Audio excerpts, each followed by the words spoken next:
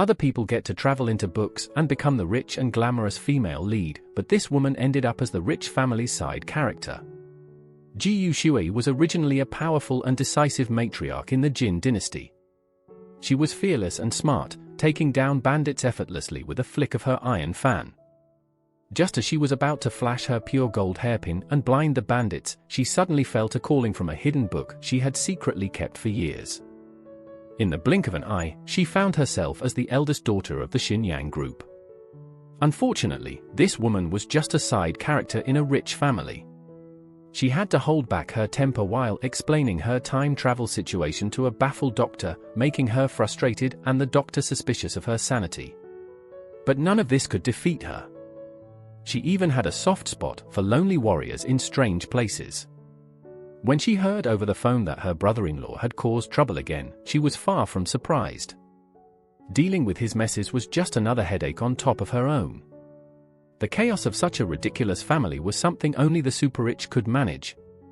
Just as quickly, Ji Yu, in her sexy high heels, jumped from the 88th floor. Before the doctor could react, she was already on the streets, facing a brand new world and an unfamiliar body.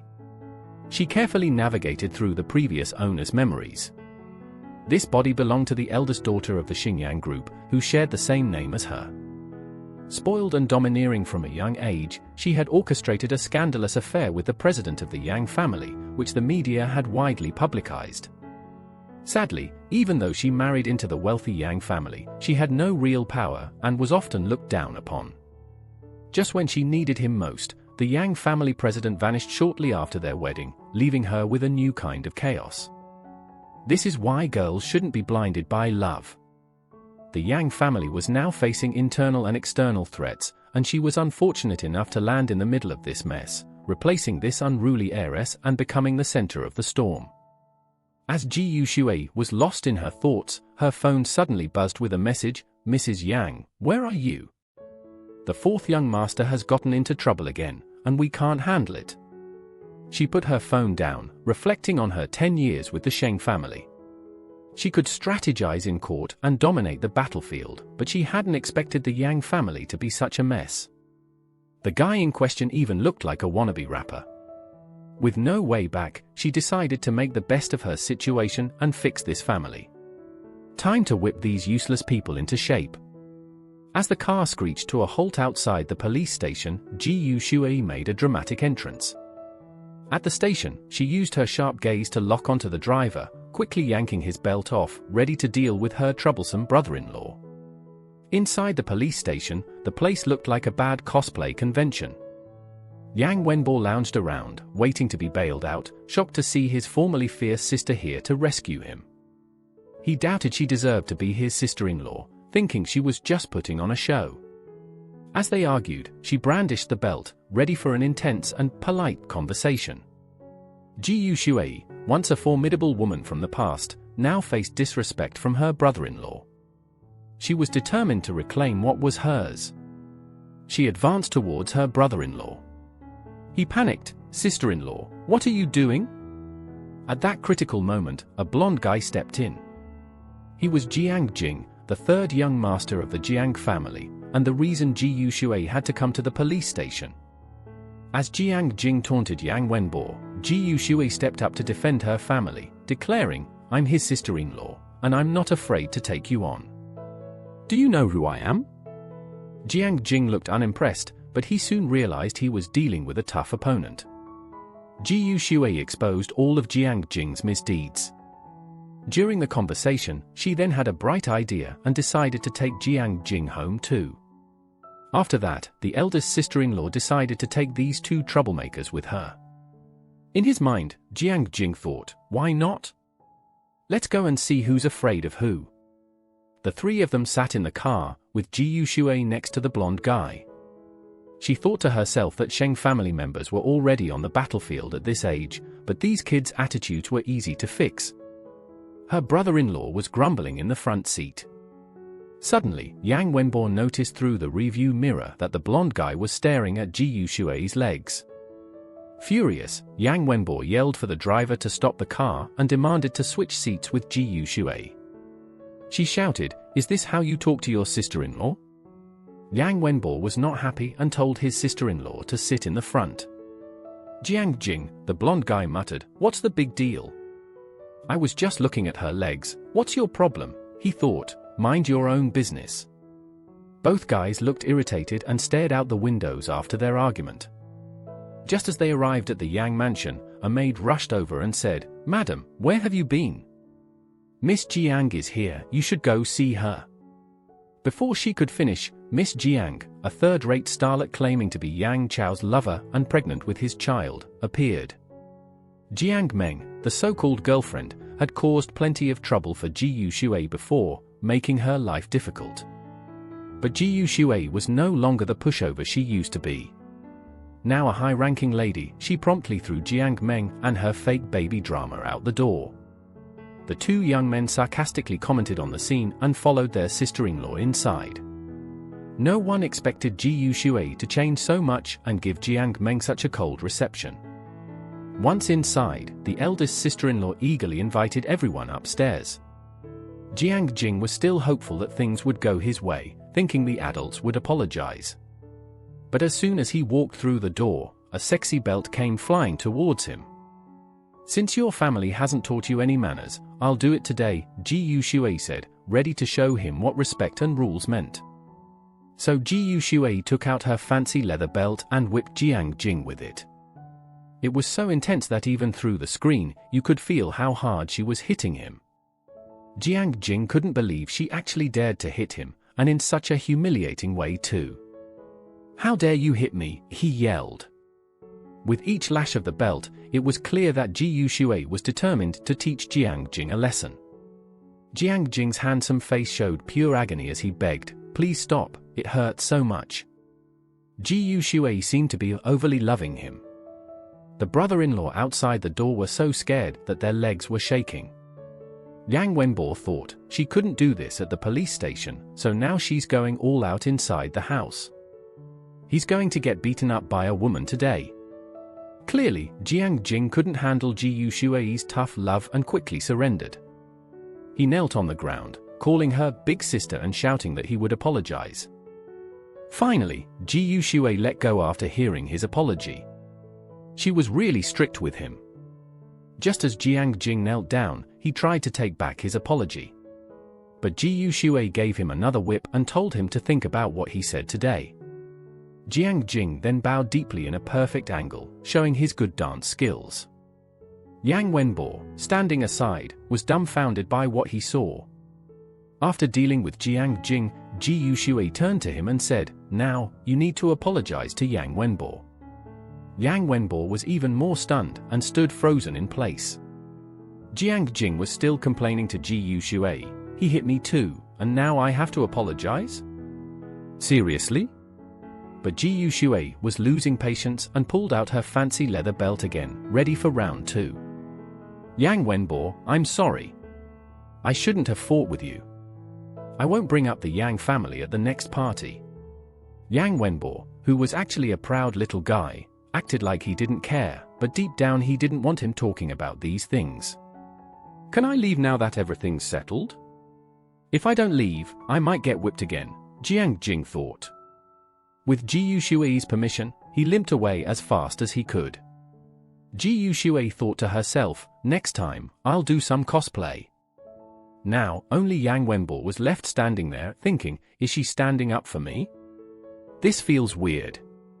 Just as he finished his thought, the familiar sound of the belt whipped across his 48-pack abs. "Oh.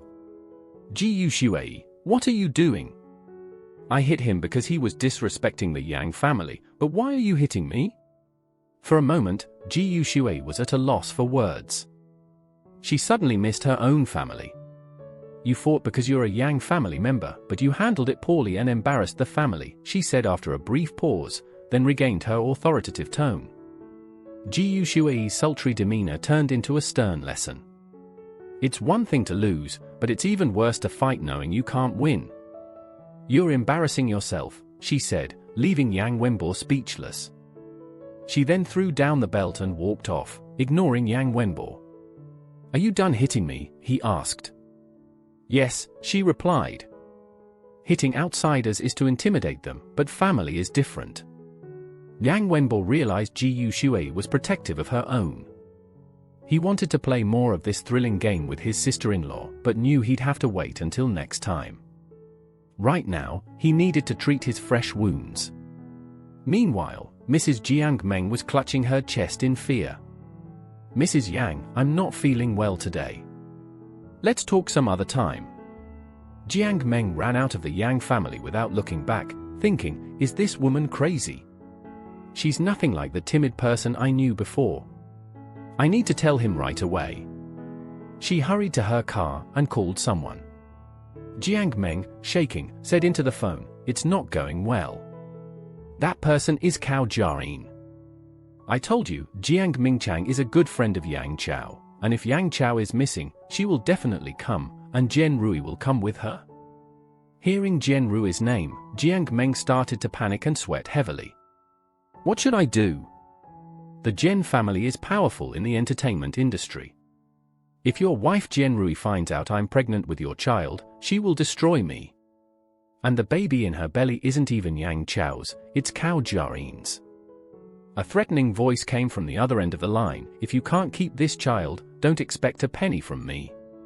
Jiang Meng was worried about framing Yang Chao with this child. If Yang Chao comes back alive, my situation will be worse than offending Jian Rui. She let out a sharp scream, but Cao Jiayin, calm and mocking, replied, "Yang Chao went missing in Africa during the Ebola outbreak. He won't be coming back." On a luxurious 1,800-meter-long red velvet sofa, Yang Wenbo asked, "Is the woman who came today the one the paparazzi reported staying at the hotel with my brother?" It seems the Yang family's young master's romantic exploits are well known. The maid, looking embarrassed, answered. The fourth young master of the Yang family thought to himself, "My brother has been missing for half a month, and that bogus scandal happened 3 months ago. Why bring it up now?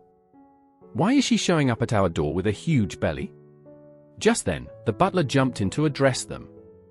The young master's wife instructed the butler to take care of it. Next, Yang Wenbo crossed his arms and lifted his silky white shirt, showing off his impressive six-pack abs. While taking off his shirt, Yang Wenbo asked, "Where's Sister Ji Yushui?" It seemed this guy was also captivated by his sister-in-law. The maid awkwardly replied with a smile, "Madam is resting in her room and doesn't want to be disturbed." In her room, the sister-in-law was wearing a sexy black dress and washing up. Suddenly, her amber eyes fixed on a spot. The man in the picture with the kid was Yang Chao. Ji Yushui thought, he's a tough guy, not someone to mess with. Hard to believe a guy like that would easily agree to marry this fragile body.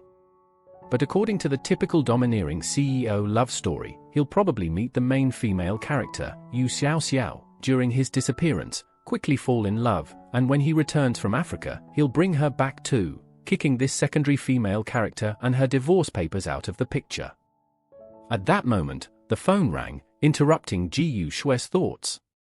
She hurried downstairs and saw Yang Wenbo about to pick up the phone. The butler mentioned it was a call from Mr. Jiang. Yang Wenbo thought, "Jiang Jing, you idiot, you really told your brother." Staying calm, Yang Wenbo picked up the phone and said, "Hello?" A deep, masculine voice on the other end said, "Please pass the phone to Mrs. Yang." Clearly, this call wasn't for Yang Wenbo. Yang Wenbo quickly responded, "Does Mr. Jiang need something from her? If it's about Jiang Jing, you can talk to me." The man on the phone said, "You can't make decisions." With just 5 words, the man exuded a cold, noble, and handsome big brother aura. Right then, the fourth young master got really mad, almost started rambling nonsense. How dare he talk trash about my big brother, he thought, ready to fight. Just then, a familiar voice interrupted, swiftly taking the phone from his hand. The fourth young master stubbornly said, "I can handle this myself." His sister-in-law, now dressed in an elegant white outfit and looking like a goddess, stood next to Yang Wenbo, making him seem like a nobody. She grabbed Yang Wenbo's hand, took the phone with her other hand, and Yang Wenbo blushed. Ji Yushui calmly answered the phone. "This is Ji Yushui speaking." Meanwhile, the second young master of the Jiang family, lounging on a sofa with a cigarette, said, "Mrs. Yang, hitting Jiang Jing clearly disrespects our family. I need to visit in person. On the phone, Ji Yuxue simply replied, "Fine, I'll be waiting." Her calm, mysterious, and mature vibe was unmistakable. She hung up, thinking, what a bunch of losers, all after me. At the Jiang family home, the butler asked, "Second young master, are you really going to visit the Yang family?" The second young master thought, if I don't go now, I might never get another chance. He put out his cigarette and said, "I'm heading to the Yang family at 3 p.m. He smiled, part charming, part cool, and added, with Yang Chao out of the picture, it's the perfect time to visit. This guy wasn't just visiting, he was obviously after Ji Yuxue. Little did he know, Yang Wenbo and Ji Yuxue were having a serious conversation. Yang Wenbo angrily asked, "Why did you take the call? Aren't you afraid of trouble?" Yang Wenbo tugged on Ji Yuxue's bracelet, looking her straight in the eye. "So, you just want to take that hit for me?" he asked. She replied calmly, "It's good that you understand family hierarchy and want to protect your family, but some things are too much for kids to handle. Leave it to the adults." Yang Wenbo's cheeks turned a bit red. "Who's a kid? Who's an adult? You're only in your 20s. Ji Yuxue took a moment to compose herself and asked, "Have you had breakfast?" She quickly pulled her hand away. Yang Wenbo, a bit embarrassed and annoyed, muttered, "Not yet." Just like that, the two of them started eating breakfast. While they ate, Ji Yuxue said, "When I hit him, I knew what would happen. You should plan before you act. Next time you face trouble, handle it like this. You're proving to be a different kind of sister-in-law, uniting the family." Yang Wenbo shot back. Ji Yuxue continue, "Jiang's second son is in charge now. Him getting involved in small matters like this shows he's very interested in brother Yang's disappearance." This hit home for Yang Wenbo, who quickly asked, "Aren't you worried he'll target our family while my brother is away? He can't take down the Yang family, but he might try to mess with us. You need to be more cautious. Your brother is amazing, but the whole business empire doesn't rely on just one person. If he's smart, he's building a strong team to keep things running even when he's gone," Ji Yuxue replied. She wiped her mouth and said, "So, these aren't things for us to worry about." Just then, the doorbell rang. Jiang's second son was here, right in time for the showdown. Ji Yuxue, unfazed, said, "This is really good. Let's wash another plate." Everyone could see how Ji Yuxue's calm approach captivated the men. With a loud bang, Jiang's second son made his grand entrance. He walked in confidently, standing tall. As he walked, he greeted Ji Yuxue, thinking, "Soon you'll be Mrs. Jiang." Ji Yuxue and Yang Wenbo were sitting on the couch, waiting for Jiang's second son. When he arrived, Ji Yuxue calmly asked, "Mr. Jiang, are you here to stand up for Jiang Jing?" Jiang's second son replied, "We need an explanation." He touched his own chin and with a calm gaze said, "How can we let it go when someone from the Jiang family gets hit by someone from the Yang family?" Ji Yuxue retorted, "And what about when your Jiang family hits someone from the Yang family? What should we do about that?" Jiang's second son thought for a moment and asked, "So, what do you want, Mrs. Yang?" Ji Yuxue replied, "An eye for an eye, so I hit him." Before Jiang's second son could react, Ji Yuxue beckoned Yang Wenbo with a little finger. Yang Wenbo obediently came over like a puppy. Ji Yuxue touched Yang Wenbo's wound and said to Jiang's second son, "Mr. Jiang, your brother caused this." Yang Wenbo looked smug, feeling empowered. "Does your family think they can bully the Yang family?" Ji Yuxue said seriously. Jiang's second son tried to dismiss it as kids' play, it's just kids fighting. Why make it a big deal with adults getting involved? Ji Yuxue firmly responded, "I hit Jiang Jing for Yang Wenbao. If you're not happy, you can hit me back for Jiang Jing. It's only fair." She added with a smile, "No time like the present, Mr. Jiang. Let's settle this now." She smiled, showing her white teeth. Jiang's second son started to panic and said, "I don't fight with women." Jiang's second son, realizing he'd lost face in front of Ji Yushui, stood up and said, "Since Jiang Jing started it, let's just drop it." Ji Yushui looked displeased and responded, "Mr. Jiang, do you think you can just walk all over the Yang family?" Jiang's second son smiled slyly and said, "So what do you want, Mrs. Yang?" He moved closer, clearly trying to take advantage of the situation. Ji Yushui grabbed the front of Jiang's shirt and pulled him closer until they were almost nose to nose. The butler, worried, said, "Mrs. Yang, what are you doing?" Mr. Jiang already backed down. "Do you want to fight him now?" The butler's panic only highlighted his lack of resolve compared to Ji Yushui's boldness. Ji Yushui released Jiang's second son and started to fiddle with a button on his shirt, eventually pulling it off. She said, "Consider this an apology gift for your brother's actions." She waved the button around, making Jiang's second son blush and tug at his tie. "All right then, we're even. I'll take my leave," he said, flustered from the encounter. Just as he thought he could escape, Ji Yushui stopped him again, saying, "Wait, take some freshly washed strawberries with you. They're really sweet. You can't leave empty-handed." As Jiang's second son walked out, his assistant driving the car commented, "Mr. Jiang, Mrs. Yang isn't what the rumors say. She's smart but pretty domineering." At this point, Mr. Jiang stood there, staring blankly in one direction while holding a box filled with strawberries.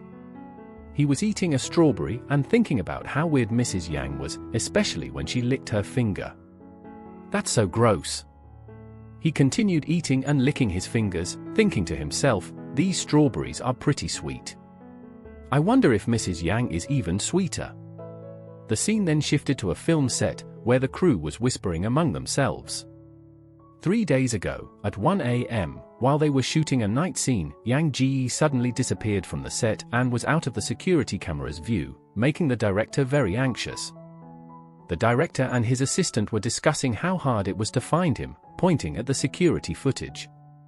The director was getting frustrated, rubbing his nose bridge, and asking his assistant why they still couldn't reach him. The assistant, equally stressed, said they'd searched everywhere but couldn't find him. On the brink of a breakdown, the director told his assistant to keep looking, insisting that they had to find him.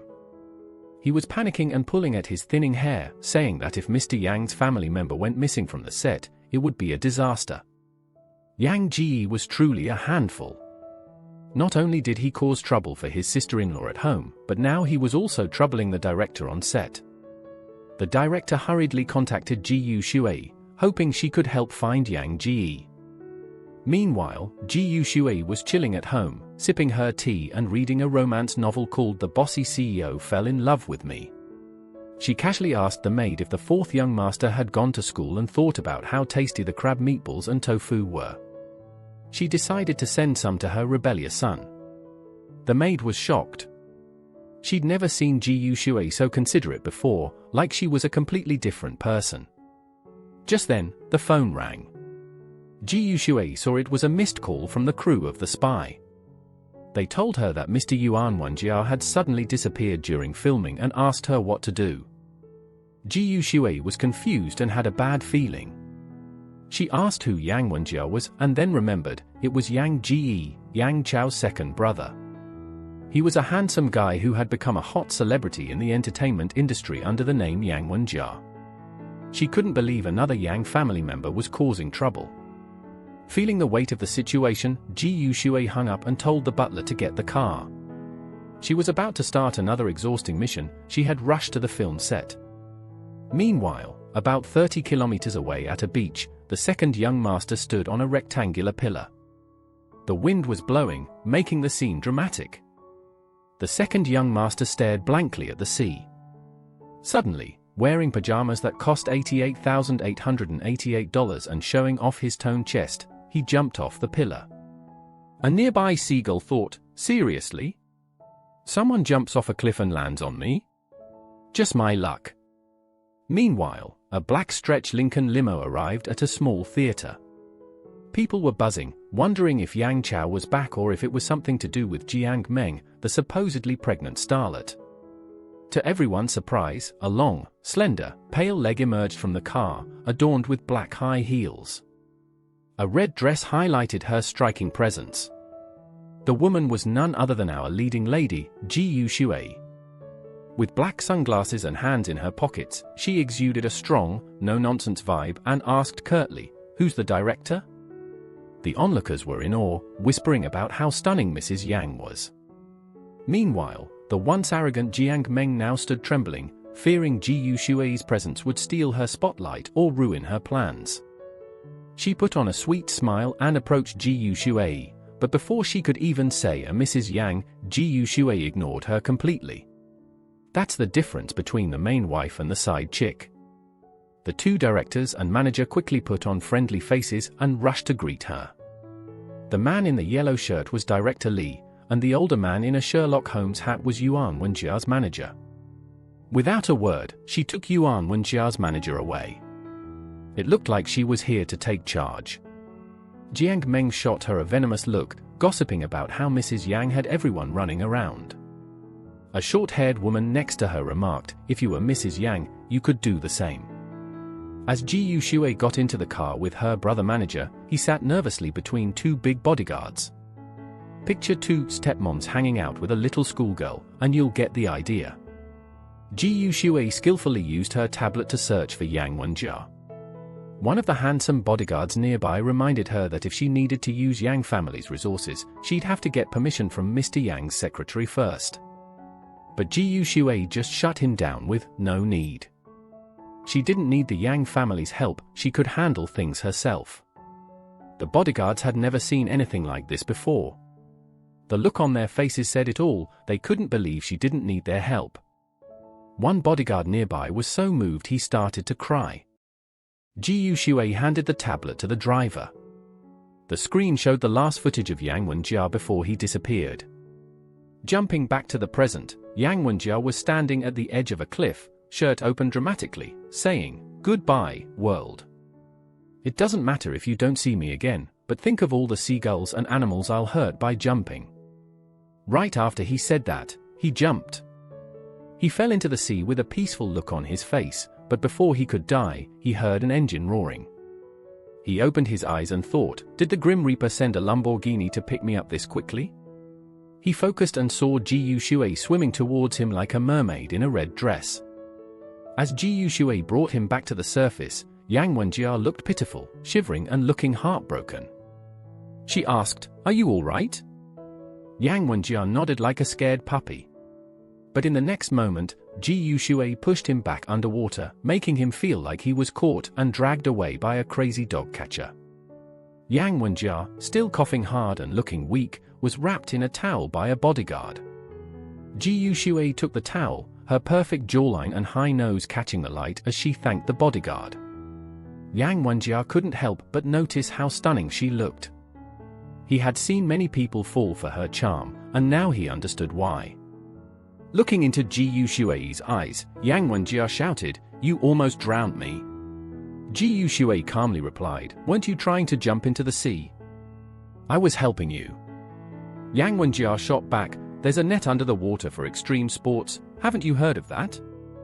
Ji Shui smirked and said, "Is extreme sports a fancy way of saying you want to die? If that wasn't enough, I can help you again." Her eyes were intense, showing she meant every word. She wasn't going to be gentle just because he was family.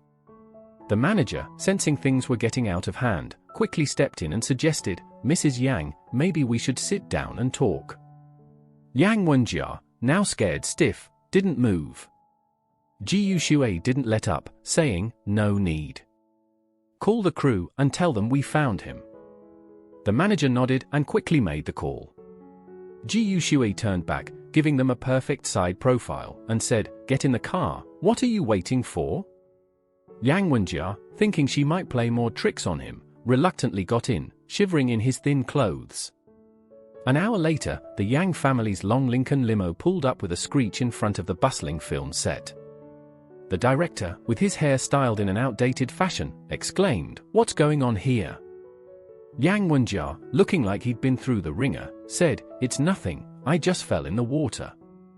His manager quickly stepped forward, grabbing Yang Wenjia and leading him to his dressing room amid everyone's concern.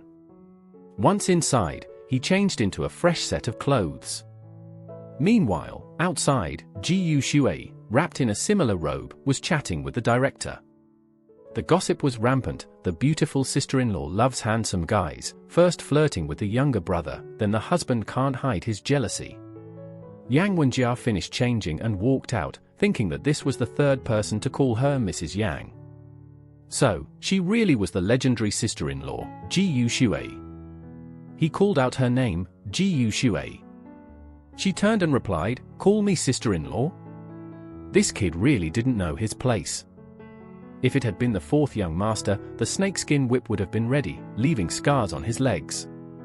Meanwhile, the director was busily organizing things, and Ji Shui sat alone, seemingly deep in thought. Ji Shui sat alone, seemingly deep in thought, when the manager approached and asked, "Mrs. Yang, how did you know he was there?" Ji Shui smirked and said, "These rich kids are all the same, always looking for some unique thrill." She turned to the manager, who was crouching, and asked, "You've been with him for so long, and you didn't know he was like this?" The manager, flustered, waved his hands and said, "I didn't know." Just then, Ji Shui's phone buzzed. It was the fourth young master, calling to tell her that the lion's head meatballs had been delivered. He asked, "Did you send this food?" Ji Shui replied, "Yes, I sent it." "Don't you like it?" You could hear the tension in his voice over the phone. The fourth young master shyly admitted he liked Mrs. Yang. It seemed she had both brothers wrapped around her finger. Just then, the second young master, wearing a suit and tie, came out, bewildered. He thought about Ji Shui sending food to his brother and then felt like he was left to die. Ji Shui, still focused on her phone, hadn't noticed the second young master. She found it odd. One brother was surprised by a simple meal, while the other seemed carefree and reckless about his own life. She wondered how two such different people could be in the same family, and how the Yang family itself seemed strange, lacking both rules and affection. At that moment, the director with the outdated hairstyle yelled, "Action!" This broke Ji Shui's thoughts. Yang Wenjia, who had been missing, returned to the set, and Ji Shui felt a brief sense of relief. Yang Wenjia began his work, dressed in a sharp suit and tie, standing among the crowd. The narrator outside the camera said, this was the high society he once fought hard to enter. Now he blended in as naturally as a drop of water into the sea. The old him died today, and a new him was reborn. It turned out the long lines were just for the narrator, while the actor only had to make a few simple gestures. When the director yelled, "Cut," everyone praised his performance, and he basked in the joy, posing with a triangular cup. As the manager clapped and cheered, he asked about Ji Shui. Turning to look, he saw the empty seat. The manager stuttered, she left. Said she was going to the mall to buy new clothes. The second young master felt extremely upset and helpless, choking up at the thought that she didn't even stay to see his handsome scene. The scene shifted to show an old lady with instant noodles, surprised, saying, "Buying clothes." Right now, Ji Shui was picking out her 999th dress and telling the shop assistant to wrap it up. The assistant, who had never seen such a thing, was so shocked she dropped her instant noodle fork. Ji Shui looked up and asked, "Are you not selling it?" The assistant, embarrassed, quickly said, yes, we are. It's just the first time someone has come to my small shop and bought so many things." It seemed like Ji Shui was here more to clear out her closet than to actually shop. Without saying much, Ji Shui pulled out her exclusive black card with 12 zeros on it and handed it over. The assistant was thrilled, never expecting such a powerful and wealthy woman to visit her little store. Meanwhile, as night fell somewhere in Africa, the eldest young master's iPhone 14 Pro Max in dark purple suddenly buzzed on his younger brother's chest. He saw a notification for a quick payment of 335 yuan. His two younger brothers were puzzled. 335 yuan? Why only that much? Even if you were spending money sneakily, it shouldn't be so little. She must be really charming. The eldest young master, fresh from the shower with water still dripping from his strong hands, reached out and said, "Give me the phone." We could see his impressive abs as he stared at the screen, watching payments of 12 yuan for yuan and 33 yuan pop up. He smirked, thinking about what kind of mischief Ji Shui was up to now. Back on the other side of the world, Ji Shui was discovering the joys of this beautiful world. After wandering around for half an hour, Ji Shui was holding a dress she bought for 500 yuan from a small shop in one hand and a 5 yuan ice cream cone in the other. She took a lick of the ice cream, surprised by how much she was enjoying herself in this moment. This strawberry ice cream is the best thing ever, she thought, realizing how simple happiness could be. At that moment, the second young master, wearing a black mask and dressed in a mustard yellow outfit, was lurking in a dark corner of the street, watching the powerful matriarch savor her ice cream.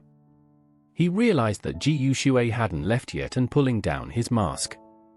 Ji Shui was deeply focused on her phone and didn't notice him nearby. She picked up the phone and asked, "What's up?" A voice on the other end said, "Madam, Mr. Jian has returned to Beijing." After hearing this, Ji Shui put down her phone and turned her attention to the second young master. She asked a bizarre question, requesting that the second young master reply about his brother's friend. After that, they went back home. When she got home, she received a call. She picked up the phone and asked, "Who is this?" It was Xiao Zuoling, Mr. Jian's secretary. She said Mr. Jian would visit the Yang family tomorrow night and hoped Ji Shui would entertain him personally. Ji Shui agreed, unable to refuse the guest's request. The standoff ended. Shui thought to herself that Mr. Jian must have something important to discuss, so she accepted the visit. As soon as she hung up, the phone rang again. This time, it was Yang family's secretary, saying that if Mr. Jian was visiting tomorrow, Ji Shui should bring him along. Ji Shui agreed without hesitation. Just then, the phone rang again. Annoyed, she thought, "Seriously? How much bad luck can I have in one day?" She answered the phone only to find out it was her mother. Ji Shui's eyes widened as memories came flooding back. Her father, Ji Shueming, had made his fortune by selling educational materials, which is how their family became wealthy. Ji Shueming's second wife, Zhongxin, was a stay-at-home mom.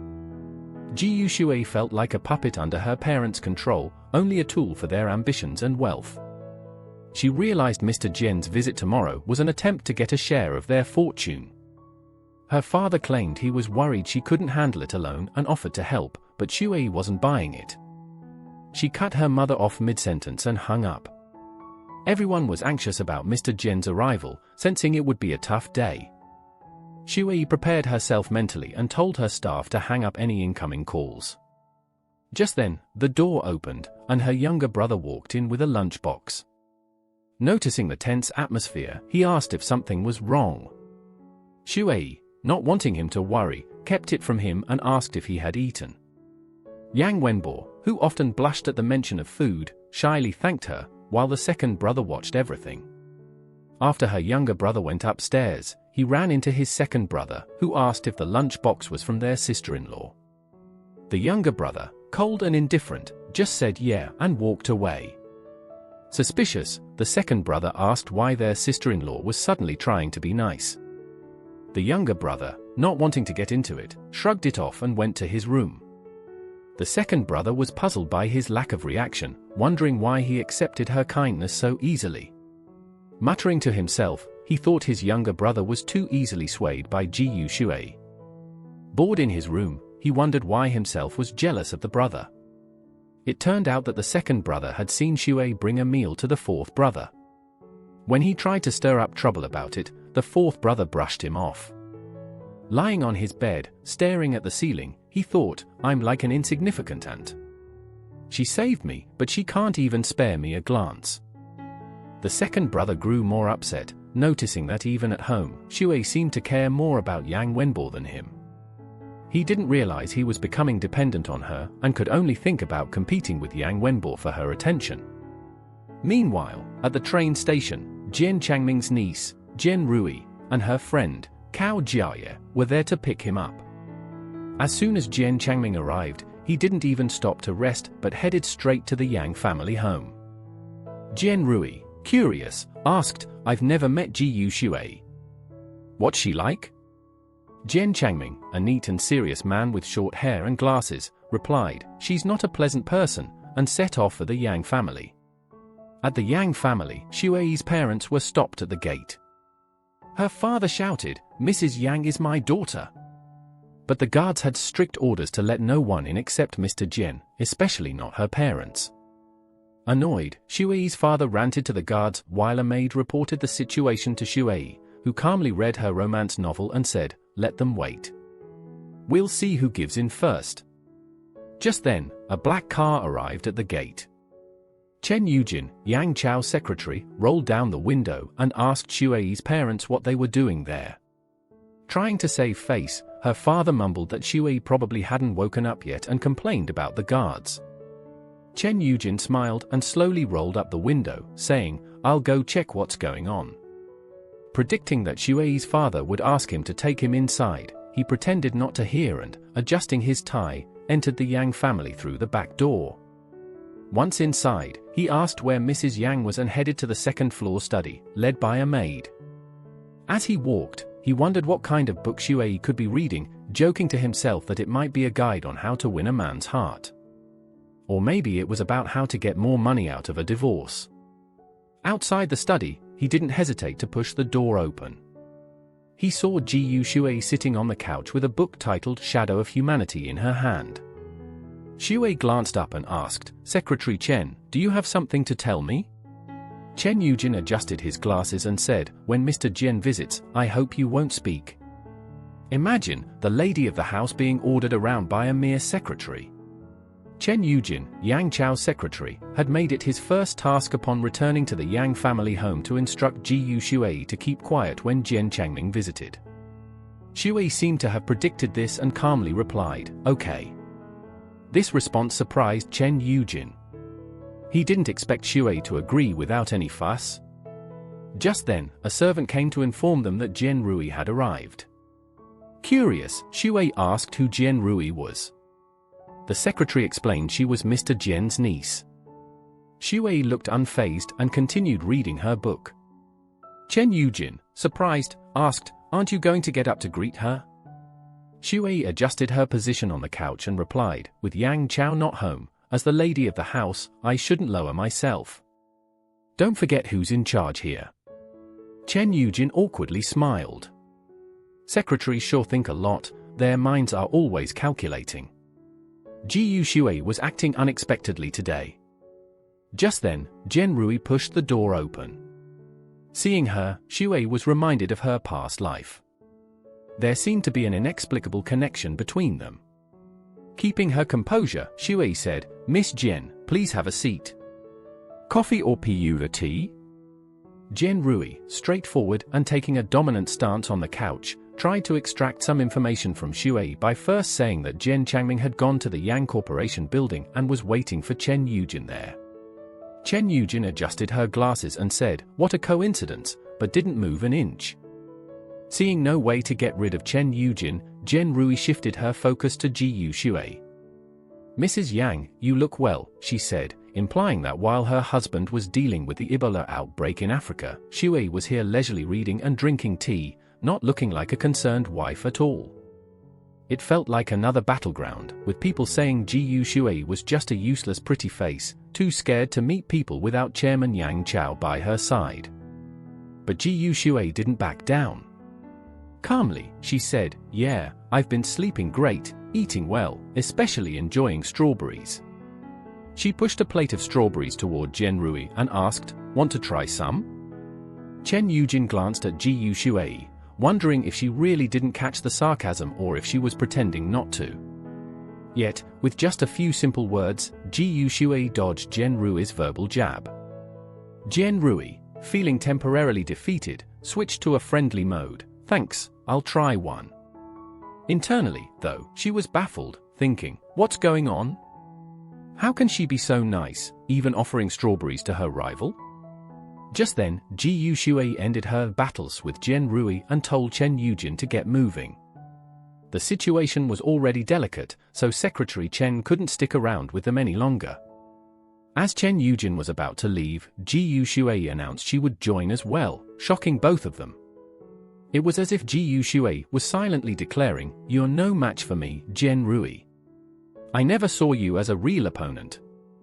Jian Rui realized she couldn't keep up with Ji Yushui's game and tried to stall her. But Ji Yushui turned to the second young master and said, "Wen Jio, take good care of our guest." This left Jian Rui no chance to recover. The second young master, confused, pointed at himself. "Hey, me? All right, all right." Jian Rui thought, wow, she even got the hardest person to deal with on her side. Wen Jio, straightening his clothes, decided to follow his sister-in-law's orders. He turned to Jian Rui, "You sit here. I'll go get some tea." Jian Rui was stunned, unable to respond, as the second young master blocked her path. Ji Yushui and the secretary walked down the stairs together. The secretary couldn't help but notice that not only had the second young master's attitude towards Ji Yushui changed, but even the house staff were treating her with newfound respect. It was like she had become a completely different person. Cut to them sitting side by side in the backseat of a car. The secretary started by mentioning that not long ago, the fourth young master and Jiang Jing from the Jiang family got into a fight and ended up at the police station. He added that Mr. Jiang had shown up at their place. Ji Yushui, remaining calm, asked, "Did Mr. Jiang come to complain to you?" The secretary quickly explained that Mr. Jiang cared too much about his reputation to complain to him. Before the secretary could finish, Ji Yushui grabbed him by the collar and pulled him close. The secretary was stunned as Ji Yushui asked calmly, "Are you scared?" She then released her grip and said, "That's how I handle it. The same way I handle you is how I'll handle Mr. Jiang." The secretary adjusted his collar, realizing that with Ji Yushui's looks and confidence, few could resist her. He even worried for his boss, thinking, if she gets this close to Mr. Jiang, our boss might have a problem on her hands. When they arrived, the sound of Ji Yushui's heels echoed as they made their way to the office. The secretary informed her that the famous Mr. Jian was waiting on the 10th floor. As they walked through the company, employees greeted the secretary with respect but ignored Ji Yushui. The secretary decided to formally introduce her to everyone. The other employees quickly bowed and greeted Ji Yushui. She responded with a charming and confident look, acknowledging each one. Soon, the group entered the elevator, and Mr. Jian was informed that they were on their way. When the elevator doors opened with a ding, the striking pair stepped out. Despite standing next to the tall secretary, Ji Yushui's presence was commanding. As they approached, she extended her hand to shake Mr. Jian's. He was briefly taken aback but shook her hand politely. Once seated, Mr. Jian started by saying that the people from the Jian family had already arrived in Niger, a region known for terrorist activity. They hadn't found Yang Chao yet but had some leads suggesting he might have moved to Mali. Mr. Jian gave a detailed account of Yang Chan's movements. The secretary smiled in acknowledgement, and Mr. Jian nodded in agreement. It seemed like there was an unspoken understanding between Mr. Jian and the secretary. Suddenly, Mr. Jian looked at Ji Yushui and said, "I think I've underestimated you." Ji Yushui thought, "What's going on? Why is he staring at me like this? Do we have some kind of history?" She didn't realize she was Yang Chao's wife, so she remained indifferent when Mr. Jian talked about Yang Chao. The secretary chimed in, saying that Yang family's search team was also looking for him in Africa and that given Yang Chao's skills, he should be safe. Their job was to manage things back home. Mr. Jian then asked, "Do you know about Baoxing?" The mention of Baoxing suddenly jogged Ji Yushui's memory. Baoxing was one of Yang family's subsidiaries. Despite being the CEO's wife, she hadn't realized her connection with the company or her husband. The secretary and Mr. Jian continued their discussion about Baoxing. Mr. Jian mentioned that his role in fixing the mess was limited. The secretary then commented that Baoxing's losses were significant but manageable for the Yang family, although they brought considerable risk. Yeah. Ideally, other big companies should share this kind of risk. Mr. Jian thought about it and figured the Jiang and Song families could help. The secretary didn't respond and continued, after all, the Yang family's roots are overseas. Mr. Jian started doubting himself, thinking the Jiang family's Jiango and the Song family's Songjing didn't quite fit with the Yang family's plan, and now wasn't the right time to bring in overseas help. The secretary noticed and smiled, so please, Mr. Jian, help stall for time until Yang Chao returns. Meanwhile, Ji Yuxue was thinking about the losses from Baoxing. It wasn't a big deal, but Chen Yujin seemed really worried and didn't want to involve overseas companies, only asking the Jian family for help. This showed how tricky the situation was. Ji Yuxue had learned that the Jian family had some connections with special government projects. In her mind, she thought about the dynamics between the Guan, Jian, Yang, Jiang, and Song families. She had dealt with similar situations in her past life, so she decided to use that experience to try something new. Not everything has to be done by men, after all. Mr. Jian and the secretary finished their conversation and noticed Ji Yuxue lost in thought. He asked, "Mrs. Yang, do you have any questions?" Ji Yuxue didn't answer. Mr. Jian, puzzled, asked again, "Don't you want to know more about Yang family's situation?" Ji Yuxue denied it with wide, innocent eyes, leaving Mr. Jian disappointed. He thought about Yang family's uncertain fate and felt she wasn't fulfilling her duty as a wife. Chen Yujin sensed the tension and quickly suggested, "How about I have someone take Mrs. Yang home?" Ji Yuxue, without saying a word, started to leave under Mr. Jian's silent gaze. Mr. Jian looked away, deep in thought. As Ji Yuxue was walking out, she suddenly stopped and turned back to Mr. Jian. "I believe he will come back alive," she said. Mr. Jian was stunned, but then smiled warmly. "Yes, he definitely will." After leaving the office, Ji Yuxue followed Chen Yujin, who asked what she was doing. Ji Yuxue secretly handed him a note she had just written. Their fingers touched, and Chen Yujin's heart raced loudly. Right after, Chen Yujin tried to shake off his thoughts, watching Ji Yuxue's figure fade away. "I just told her not to talk too much, but I didn't mean for her to not speak at all," he muttered to himself. Then he opened the note she had given him. Instantly, his face turned bright red. The note read, "Secretary Chen, your pants are wet from the tea." This awkward moment was noticed by Mr. Jian, who started to imagine all sorts of things.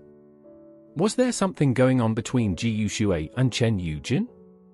After the meeting with Mr. Jian, Ji Yuxue returned home and immediately asked the second young master to explain the relationships between the elite families. The second young master skeptically asked, "What's the point of understanding these connections? Can it change anything?" Ji Yuxue, looking serious, replied, "These things are crucial and can't be ignored." Then she called the young master of the Jiang family, inviting him to her mansion in a few days.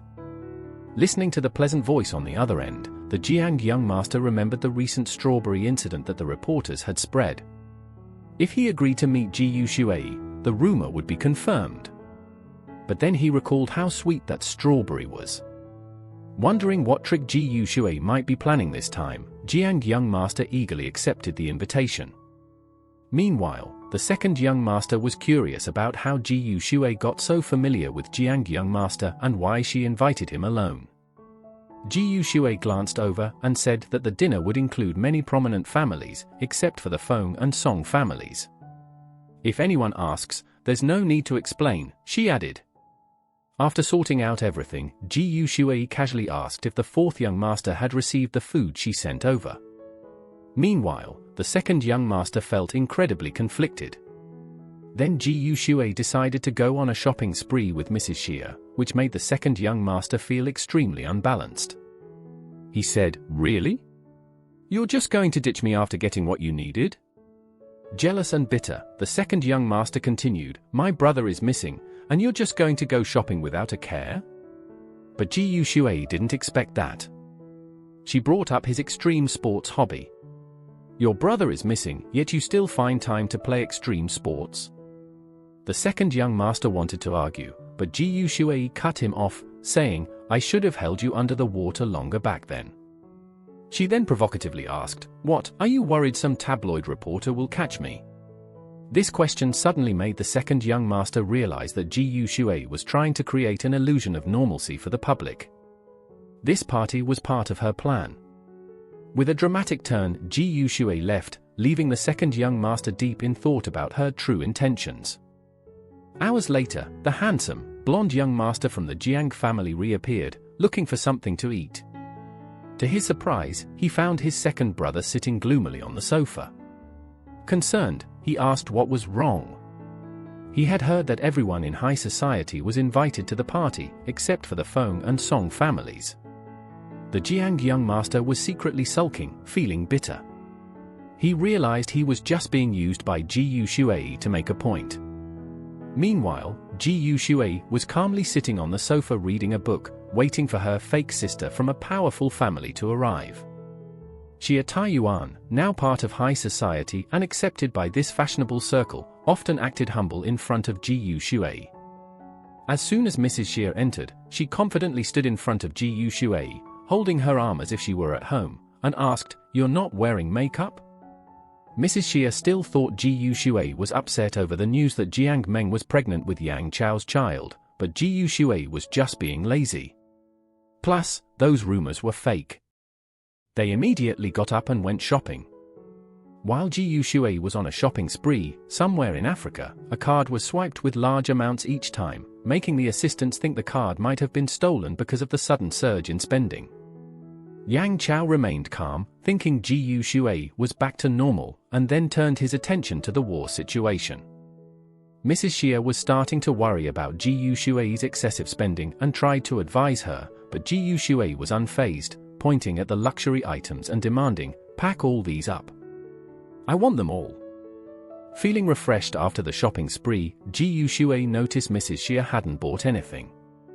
Mrs. Xia, speechless, replied, "You bought everything. What else could I get?" Ji Yuxue made some polite remarks and then left with her entourage, leaving Mrs. Xia standing alone, bewildered. Meanwhile, at school, the fourth young master looked at the lunchbox and was still thinking about how convincing Ji Yuxue's act was. His friend started teasing him, saying it must feel great to have someone care so much. They were all planning to ditch class and go have fun, and the fourth young master, always ready for action, waved his hand and said, "What's there to discuss? Let's go have some fun." As soon as he left, his phone started ringing. Ji Yuxue called, asking why he wasn't coming home. He thought she'd scold him when she heard he was going out, but instead, she asked, "That sounds fun. Can I come too?"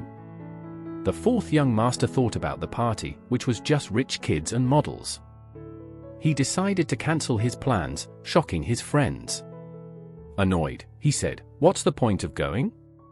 I'm heading home." At home, news about Ji Yuxue's shopping spree went viral, and her looks were hotly debated. The second young master, a die-hard fan, used over 100 fake accounts to defend her against the haters. Just after he finished arguing online, the fourth young master came home, threw his backpack on the couch, and ignored a call. The second young master, understanding what was up, commented, "It's all because of her." Annoyed, the fourth young master asked why he wasn't on set. The second young master said he just wanted to stay home. Both the second and fourth young masters stayed home for Ji Yuxue, and now they were starting to compete for her attention. This tension made the atmosphere icy. As Ji Yuxue clattered down the stairs, they looked away, and she invited them to eat together. At the dinner table, Ji Yuxue, wearing a low-cut white nightgown, cheerfully raised her glass for a toast. The fourth young master brought up the party again, and Ji Yuxue insisted that the party had to happen. Before Ji Yuxue could finish speaking, the fourth young master anxiously asked, "Is everything ready?" Ji Yuxue, showing off her boss-like demeanor, said she had already left it all to her secretary. The fourth young master was shocked that the secretary would agree to such a crazy plan from Ji Yuxue. He tried to protest, but Ji Yuxue calmly replied, "You should trust me, just like your second brother does." Meanwhile, the second young master was silently fuming, feeling unfairly dragged into the conversation. The second young master wanted to argue back, but Ji Yuxue brought up a key point, asking why he wasn't out having fun. The fourth young master tried to stop him, but the second young master kept grinning, ready to spill some secrets. The atmosphere was oddly harmonious, surprising even the maids. On the other side of town, in the world-weary group, Mr. Jian and Jian Rui exchanged looks. Jian Rui seemed troubled by something related to the Cao family's business, and Mr. Jian guessed it had to do with a celebrity named Jiang Meng. Mr. Jian, uninterested in everything else, zoomed in on a photo of Ji Shui, quietly admiring her face. Jian Rui, puzzled by some misinformation, wondered if they had made a mistake. Mr. Jian explained why Ji Shui was throwing such a grand party and suggested that Jian Rui should directly ask her if she had any questions. Just then, Mr. Jian called Jian Rui back, asking her to describe Ji Shui. Jian Rui mentioned that this wealthy lady was notorious for partying wildly with various handsome guys whenever her husband was away, and she even invited more rich and handsome guys to her house for wild parties. This behavior, of course, caught everyone's attention. Jian Rui stopped and simply said that she was nothing like the rumors suggested. Soon, the day of the party arrived, and as expected, the event was trending as the #1 topic on social media. The CEOs at the party were shocked to see their names openly mentioned on social media, and the buzz around the event was intense, leading them to consider taking action. At this moment, Chen Yujin didn't notice anyone at all, his eyes were fixed on the person at the center of the topic. Ji Shui just stood there. She was dressed in a black velvet vintage gown, adorned with emerald jewels, looking elegant and dignified. However, Ji Shui wasn't satisfied with her outfit, thinking it needed to be more formal, and she began to miss her ancient official robes. After dealing with some matters, Chen Yujin quickly approached Ji Shui and asked, "Isn't there a single outfit you like?" Thinking it over, she suggested getting a styling team. Chen Yujin agreed, so they started preparing. The scene shifted to a bustling train station where a short-haired girl, Yang Wenshu, the third young miss of the Yang family, looked very spirited. After instructing her Jiang Meng's assistant, she headed to her latest pink Lamborghini. She drove to her studio, where Jiang Meng, with her team, discussed preparations for the Yang family's banquet with her. Jiang Meng mentioned that this issue needed to be resolved, and she returned to the country for this reason, right? Yang Wenshu agreed. Then, Jiang Meng's assistant mentioned that their designer wouldn't lend them any dresses, so she hoped Yang Wenshu could help find another designer. Yang Wenshu's indifferent attitude made it clear she had no interest in helping. After angrily dismissing Yang Wenshu, she called Cao Jiaye, hoping he could assist since Yang Wenshu wouldn't. She wanted him to help clear the negative comments about Jiang Meng on Weibo. There was only an hour left before the banquet, and a maid told Ji Shui she could eat something before heading to the hotel. Meanwhile, all the designers focused their attention on Ji Shui, marveling at how she effortlessly combined exquisite features and an imposing presence. "Look at this beautiful rich lady, getting all dolled up to party with handsome guys while her husband's away," they whispered. Even the assistant helping Ji Shui with her dress couldn't help but blush. The large doors opened, and Chen Yujin turned to see Ji Shui standing there in a white satin gown that perfectly showcased her figure.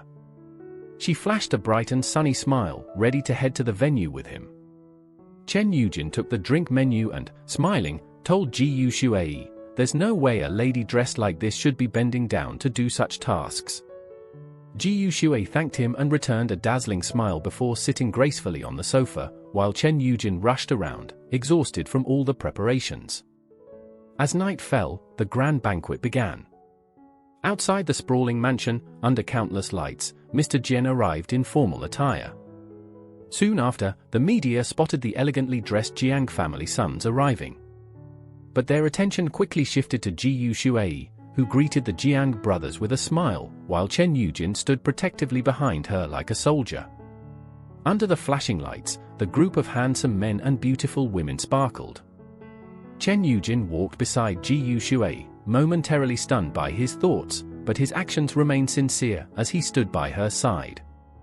Ji Shui didn't notice anything unusual and continued to welcome the Jiang brothers into the mansion. As the second Jiang brother chatted, he kept sneaking glances at Ji Shui, thinking, "Is this the sweet treat Ji Shui has for me?" The third Jiang brother greeted her, calling her sister-in-law, which caught the attention of the paparazzi. Realizing the awkwardness, he quickly added, "I got it from Yang Wenbo." The paparazzi then speculated about any potential rumors between Yang Wenbo and the Jiang family brothers. The youngest Jiang brother realized that the more he spoke, the worse it got, so he decided to shut up and leave. This elegant lady was mingling with all the handsome guys, getting along with her husband's friends even better than her husband did.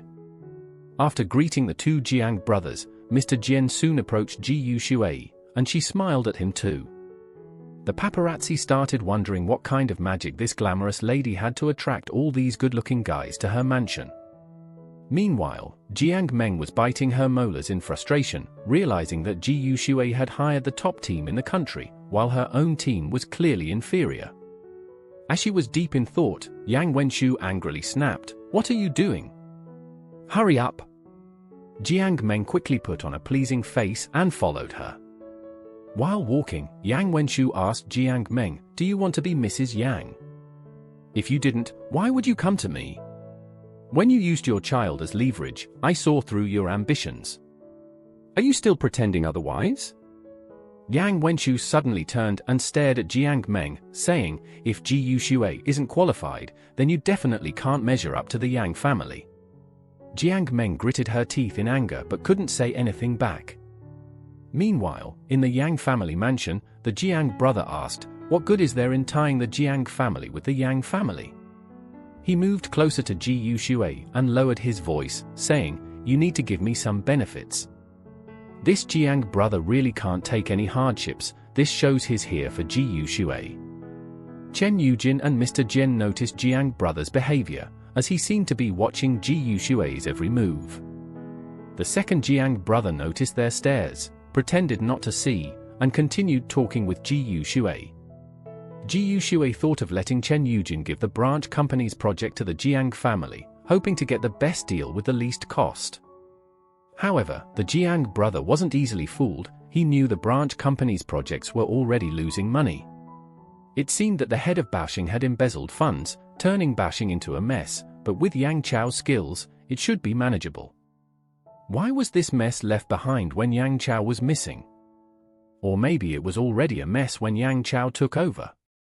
Ji Yushui didn't care what Mr. Jiang thought and directly said, "Mr. Jiang, you'll definitely need this. Pretty women always know how to capture a man's heart." When Mr. Jiang asked Ji Yushui for some benefits, she gave him a project that was losing billions. Mr. Jiang thought it must have been Chen Yujin who badmouthed him to Ji Yushui and warned, "Don't listen to that fool Chen Yujin. Foolish is just foolish." Instead of getting angry at Mr. Jiang's outburst, Ji Yushui calmly said, "Try this strawberry. It's even better than the ones before." She picked up a strawberry, and as Mr. Jiang swallowed hard, watching it come close to his lips, Chen Yujin rushed over to save his boss's dignity, interrupting the conversation with Mr. Jian. Mr. Jian, seeing some juicy drama, decided to join Chen Yujin. Together, they broke up the intimate moment between Mr. Jiang and Ji Yushui.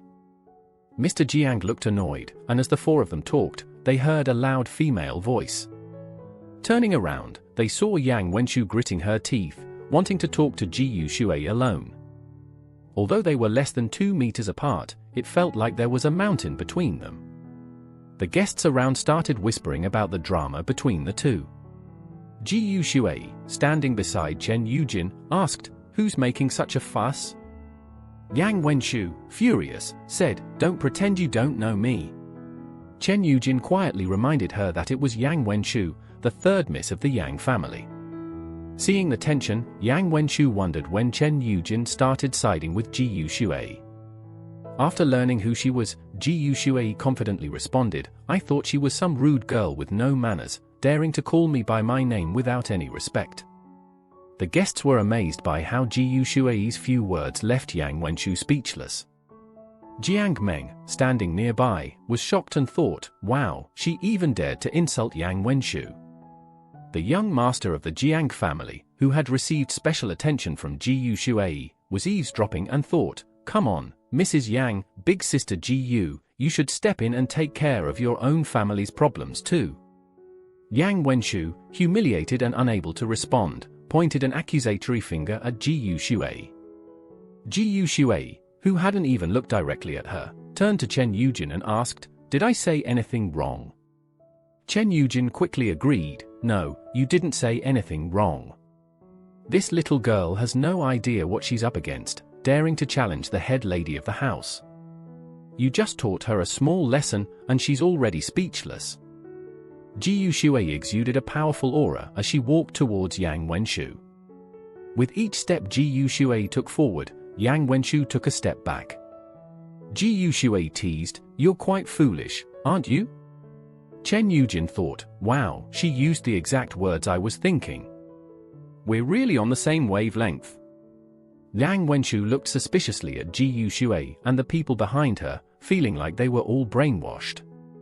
Ji Shui stared her down with sharp eyes, then turned and said, "Come with me."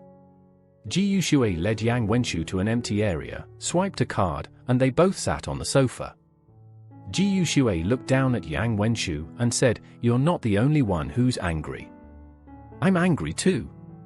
Yang Wenshu turned away. "Who cares if you're angry or not?" The tension was thick in the air. Ji Shui struck back, "I can't believe you're even worse than Yang Wenbo." Hearing herself compared to Yang Wenbo made Yang Wenshu even angrier. She wanted to argue, but Ji Shui interrupted her and said, "I don't care if you genuinely like this family or if you're just here for the status and benefits it brings. Right now, your actions are bringing shame to the family. But if you understand this, there's still hope for you." Yang Wenshu laughed and retorted, "Haven't you ever brought shame to the Yang family?" Ji Shui replied, "When I make mistakes, people will say it's because the Ji family didn't raise me well. But you're part of the Yang family. What you do directly shames the Yang family." Yang Wenshu, still speechless but not backing down, said that the issue with Jiang Meng needed to be resolved. "If she's carrying my brother's child and if my brother dies out there, that child is his only legacy," she argued. Ji Shui found this little girl quite interesting and rested her chin on her hand, asking, "I've never seen you care about your brother this much before. Why now?" Yang Wenshu, getting more emotional, stated she didn't care about her sister-in-law and actually disliked imposters. "But the child is the most important," she emphasized. Ji Shui tilted her head, pretending to be thankful. "So, should I thank you for that?" she asked, catching Yang Wenshu off guard. Ji Shui continued, "Thanks for disliking Jiang Meng even more than I do." Just a moment ago they were arguing fiercely, and now Yang Wenshu's face turned bright red from the unexpected compliment. Yang Wenshu, still flustered, stammered, "I wasn't trying to compliment you." "You don't get it, so I'll just say it directly. Only my brother's genes are worthy of inheriting the Yang family's legacy. The Yang family has too much at stake and needs someone with superior genes. That's why this child is so important." Hearing this, Ji Shui felt exasperated. She looked at the teary-eyed Yang Wenshu and said, "You really are a bit dumber than your brother." Ji Shui stood up and explained, "Everyone's genes are different. Some people are born ordinary, while others are born geniuses. But you need to understand that stupidity can be fixed." She gently lifted Yang Wenshu's face and wiped her tears, saying, "Try to shine and be productive. It's better than wallowing in self-pity and making endless mistakes." After this, Ji Shui turned and walked out, leaving Yang Wenshu to think things over. Ji Shui closed the door behind her, where Chen Yujin was waiting outside. She gave Chen Yujin a bright smile and said, "I need you to do something for me." Curious, Chen Yujin leaned in, and Ji Shui, still smiling, handed him a ruthless order: cancel all of Yang Wenshu's flights for the next 3 months. "We're keeping her in the country. I trust this won't be a problem for you." Chen Yujin, encouraged by Ji Shui's confidence, knew he could handle it easily. Secretary Chen, amused by the straightforward task, readily agreed with a smile. As Ji Shui and Chen Yujin chatted, they made their way to the guest hall.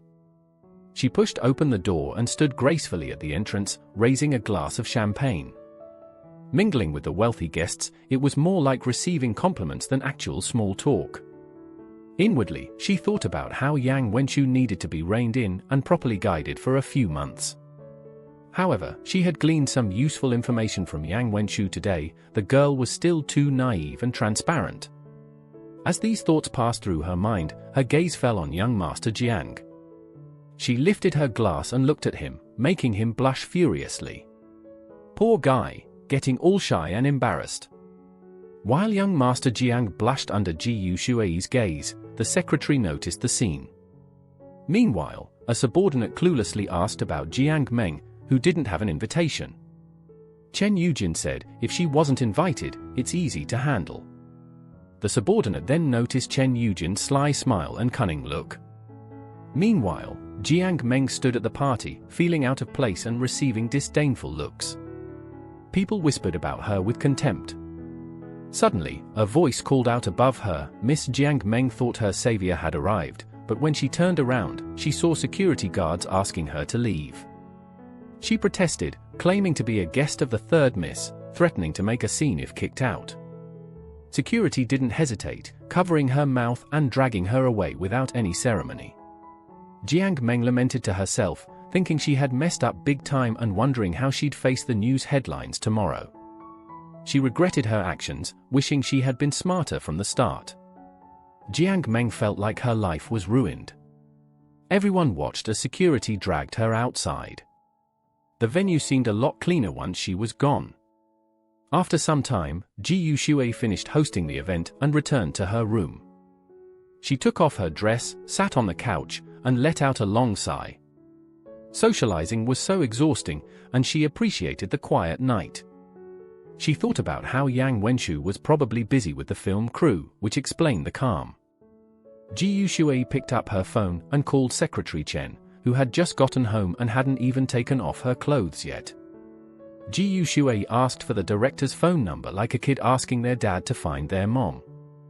Secretary Chen thought, she really treats me like a tool and a babysitter, but he quickly found the number and sent it to Ji Yushui.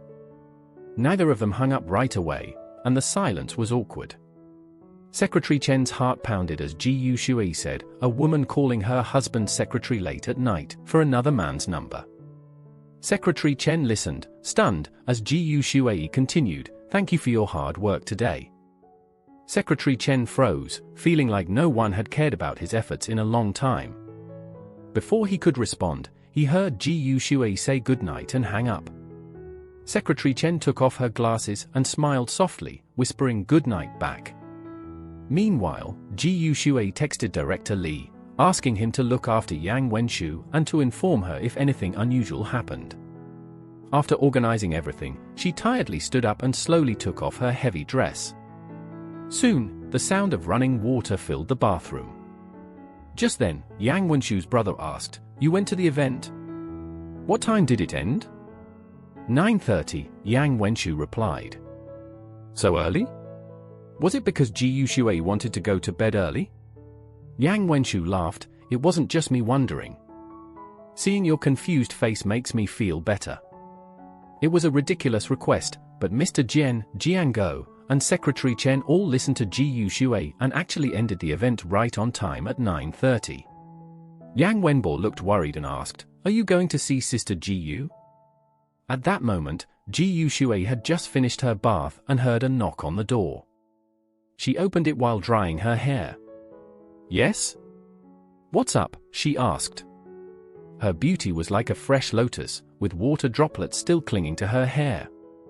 Yang Wenbo swallowed nervously, his face turning red as he quickly looked away. No, nothing. Really? I'll just go dry my hair. As Yang Wenbo turned away, he asked quietly, did the event go well? Ji Yushui replied, yes, it went very smoothly. You've become more considerate, that's progress. Yang Wenbo blushed even more, wondering if she was complimenting him. No one had ever praised him like that before. Wait a second, I need to get something, Ji Yushui said, hiding her hands behind her back. Yang Wenbo worried, thinking, she's not going to hit me with a belt again, right? Ji Yushui extended her hand. Here, this is a reward. Yang Wenbo stared at the star-shaped badge in his hand. It was the first reward he had ever received. He clutched it tightly, his face flushing with a mix of pride and shyness. Meanwhile, the actor had no focus for filming. He kept checking if there were any messages from Ji Shui or any news about her. She was stunning, elegantly dressed, with a polite smile that could charm anyone. But the sight of a post almost made Yang Wenjia explode with anger.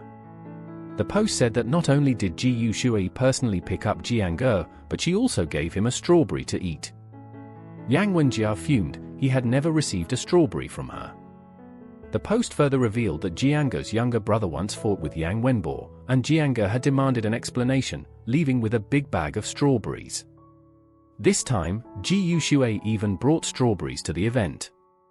Does anyone else think this CP, couple pairing, is nice? One comment right. Some even said they should be together since Yang Chao and Jiang Meng had an affair a long time ago. Yang Wenjia reported the post, irritated by the baseless gossip. No way she likes Jiang Ge, he thought. Back in Africa, a man struggled to fight while his wife used his credit card for a shopping spree. The constant notifications of deductions became his daily dose of sweetness amidst the chaos. Ji Shui turned into an ice cream shop, and soon her husband received an $11 deduction notification. The thought of his wife taking a delicate bite instantly melted away all his fatigue from the battlefield. Back at the ice cream shop, Ji Shui was eating her 99th ice cream when the clerk asked if she wanted to redeem her points again. Next time, she replied, thinking she'd wait until the kids at home behaved better. Meanwhile, the fourth princess was proudly holding onto the badge he received from her sister-in-law, feeling thrilled about his first ever reward and the praise that came with it. She wondered how the fourth princess would react if other kids started showing off the same badge. Soon, Ji Shui returned home, and Secretary Chen arrived right on time. "Sir, would you like something to drink?" "A cup of iced coffee with milk tea," he replied. Ji Shui propped her chin on her hands and said, "Let's talk about the Baoshin project. I'm interested in it." With a serious look, Ji Shui added, "The Yang family business can't collapse because I can't handle living in poverty. Even if a subsidiary fails, it won't affect the core of the Yang family. I only believe in what I see." Secretary Chen squinted his fox-like eyes and said, "Maybe you can create another miracle. Later, Mr. Jian and I will go to Baoshin. You can join us, after all, it's her legal right to inspect the Yang family's properties." "Alright, that sounds like a good idea. It's lunchtime anyway. Is there anything you recommend at the canteen?" The two of them headed to the canteen, where Secretary Chen introduced all the delicious dishes. "Wow, the owner is even more beautiful than on TV. No wonder Mr. Chen is personally showing us around. This is impressive. Do you have any portable specialty snacks?" "Of course, madam, right this way." Soon, Mr. Jian arrived downstairs in his car, and Ji Shui handed him a small packet. "Good afternoon, Mr. Jian. This is a specialty snack from the Yang family canteen. You should try it." The man felt a warm feeling in his heart. "This is unique. Thank you for thinking of me, Madam Yang." Mr. Jian didn't lack money or power, but these thoughtful, small gifts showed a special kind of friendship, making him feel appreciated. He thought, how did I not notice her before? She has a talent for gift-giving. The three of them headed upstairs, but suddenly, a phone rang urgently. "Excuse me, I need to take this call." "Mrs. Yang, bad news. We just found out that the second young master's assistant booked skydiving tickets in Pinggu." Ji Shui took a deep breath. That troublesome kid still hadn't learned his lesson from last time. Secretary Chen looked at this smart and strong woman with sympathy. "Don't worry. It's normal for the second young master to go missing occasionally. But jumping from 11,000 kilometers up in Pinggu? That's just asking for trouble. I heard 5 tourists nearly died there last month." Ji Shui suddenly felt a surge of anger. "I'll send the bodyguards to bring that kid back. You can't solve this just by being tough. If it were that simple, I'd toss him into Pinggu myself. Has he always been this rebellious?" Secretary Chen, used to these situations, smiled fondly. Ji Shui, fuming, stormed downstairs. Soon, they arrived at the entrance of Baoshin. Ji Shui closed her eyes, recalling the original owner's memories. Pei Lisin, Baoshin's head, was the wife of Yang Chao's great-uncle. Unfortunately, the original owner had never interacted with her, so Ji Shui had no idea what kind of person she was. They quickly reached the meeting room, where a group of employees was already waiting. The blonde-haired one's eyes lit up instantly. "Hello, President Chen," he called out, then walked past Ji Shuiyan. "Oh my, isn't this General Manager Jian? What brings you here? We're honored by your presence." Ji Shui raised an eyebrow at this obvious attempt at intimidation. Secretary Chen politely greeted him, explaining they were just accompanying Mrs. Yang. The blonde-haired woman was surprised at Chen's politeness towards Ji Shui, showing a professional smile. "So, Mrs. Yang is here for a visit? But what could Mrs. Yang possibly want to see here? We don't manufacture cosmetics, jewelry, or bags. There's nothing of interest for her here." Ji Shui's eye sharpened. "Isn't this a property of the Yang family? Of course I have the right to be here. Who do you think I am?" Mrs. Yang declared confidently as she stepped forward, her presence intimidating. The blonde-haired woman took a few steps back, visibly shaken by Ji Shui's commanding aura. "Yes, of course you have the right," she stammered, her smile becoming forced. "What can we do for you today?" "I want to see the financial records." "Bring me the ledgers," Ji Shui demanded. The blonde-haired woman gritted her teeth, but put on a fawning smile.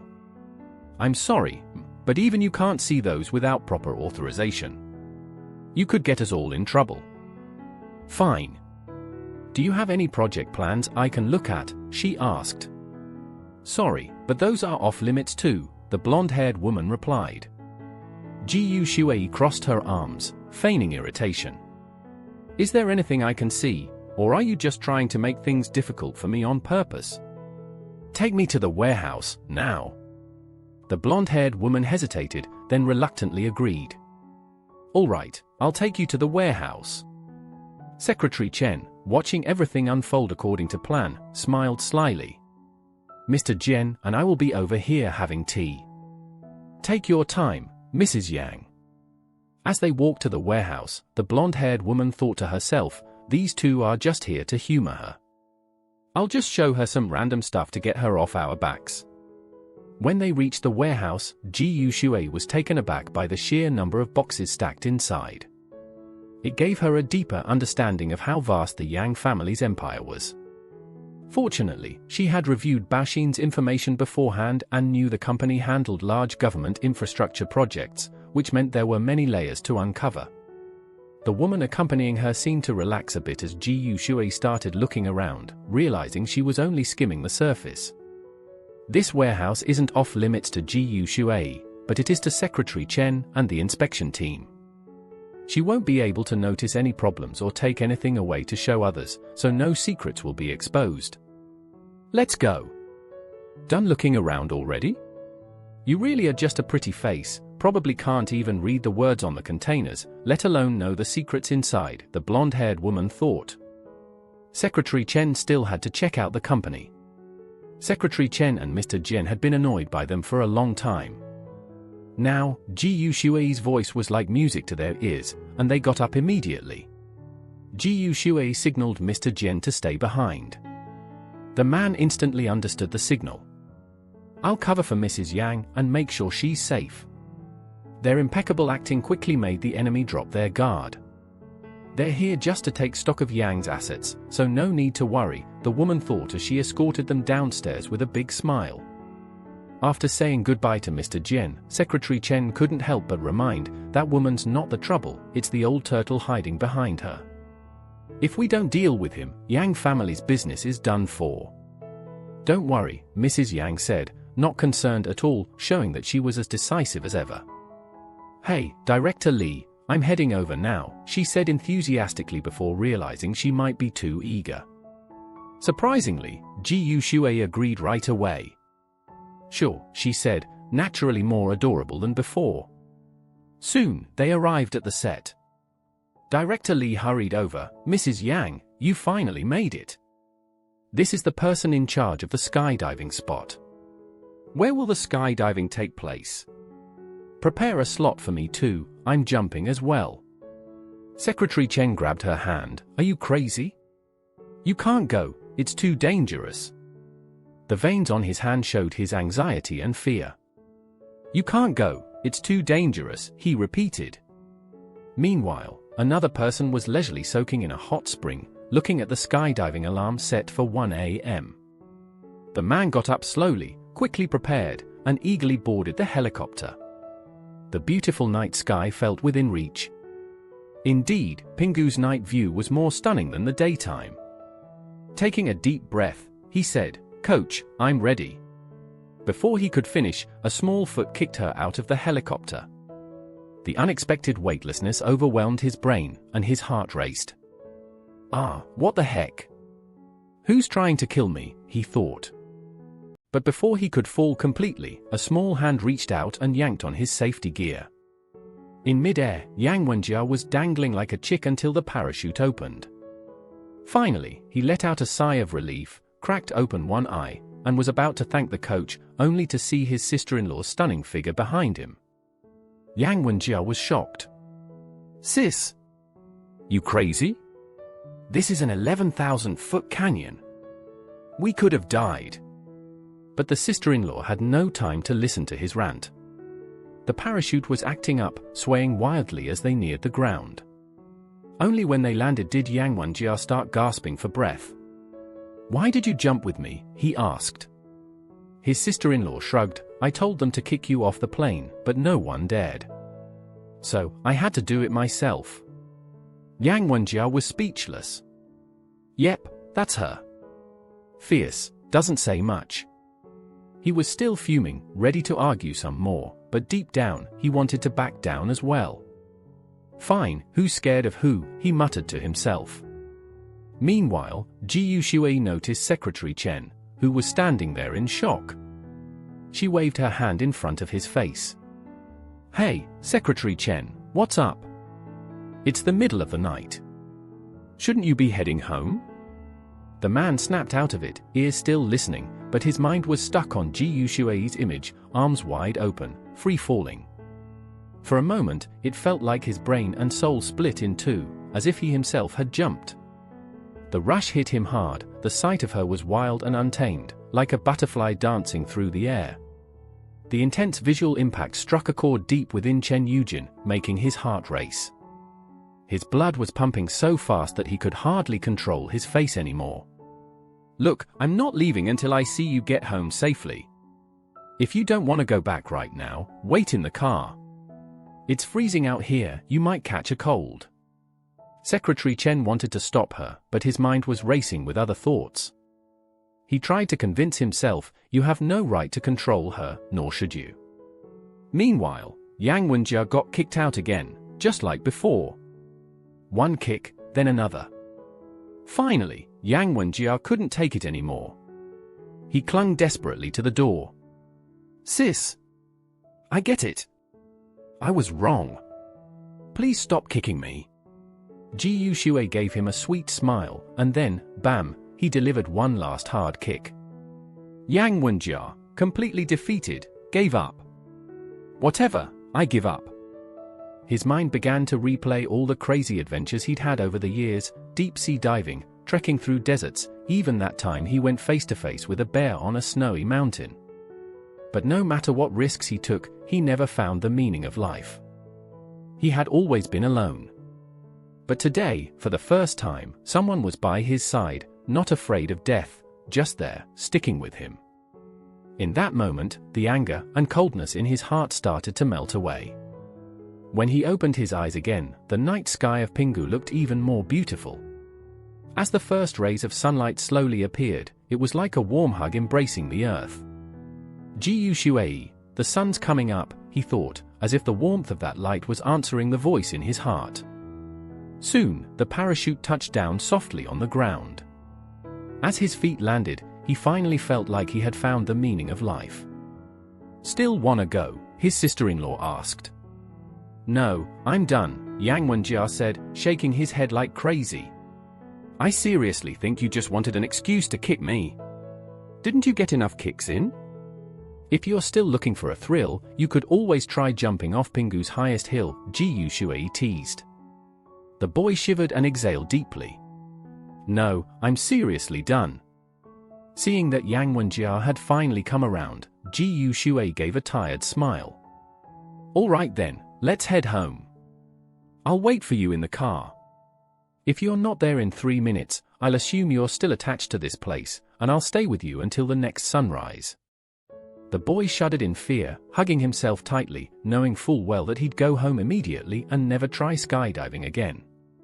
Her biggest regret in life was not grabbing a belt and spanking little boy earlier. Even though the boy was a superstar actor with a bright future ahead, he treated life like a game. Ji Shui, wanting to understand his experience, had shown up 3 hours earlier at Death Valley, just to feel the same fear that came with skydiving over and over again. After jumping 99 times, Ji Shui realized she was completely frozen. Suddenly, a cup of hot water was handed to her. She held the cup with both hands and took a sip, instantly feeling warmth spread through her body. You don't look too good, Secretary Chen said. I thought you were born brave, but even you get scared? Oh, that? I'm just wearing too little. When I jumped, the cold wind hit me so hard it stung my face, she said, stretching her neck a bit and leaning in slightly. So, you're scared too? Secretary Chen blushed a little, nervously grabbing at his pants leg. This curious look on her face made his heart race uncontrollably. He adjusted his glasses in an attempt to hide it.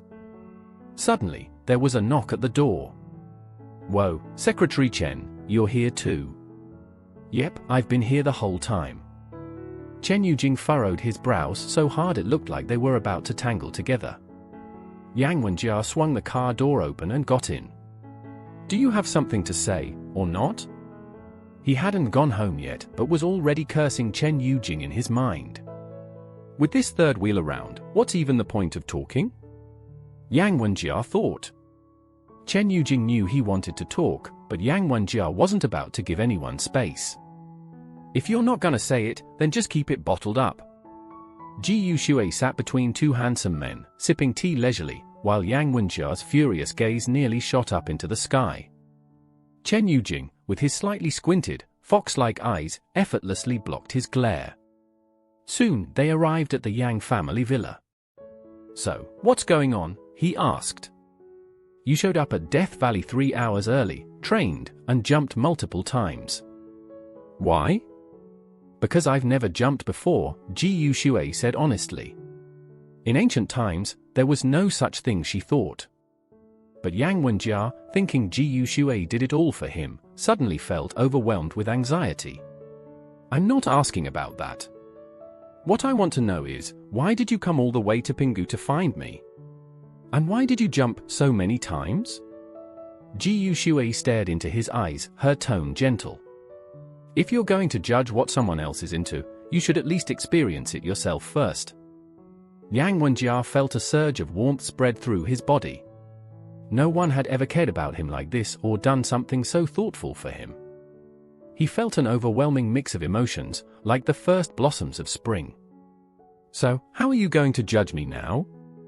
Honestly, if I cursed you, that would be letting you off easy. I should have just whipped you with a belt instead.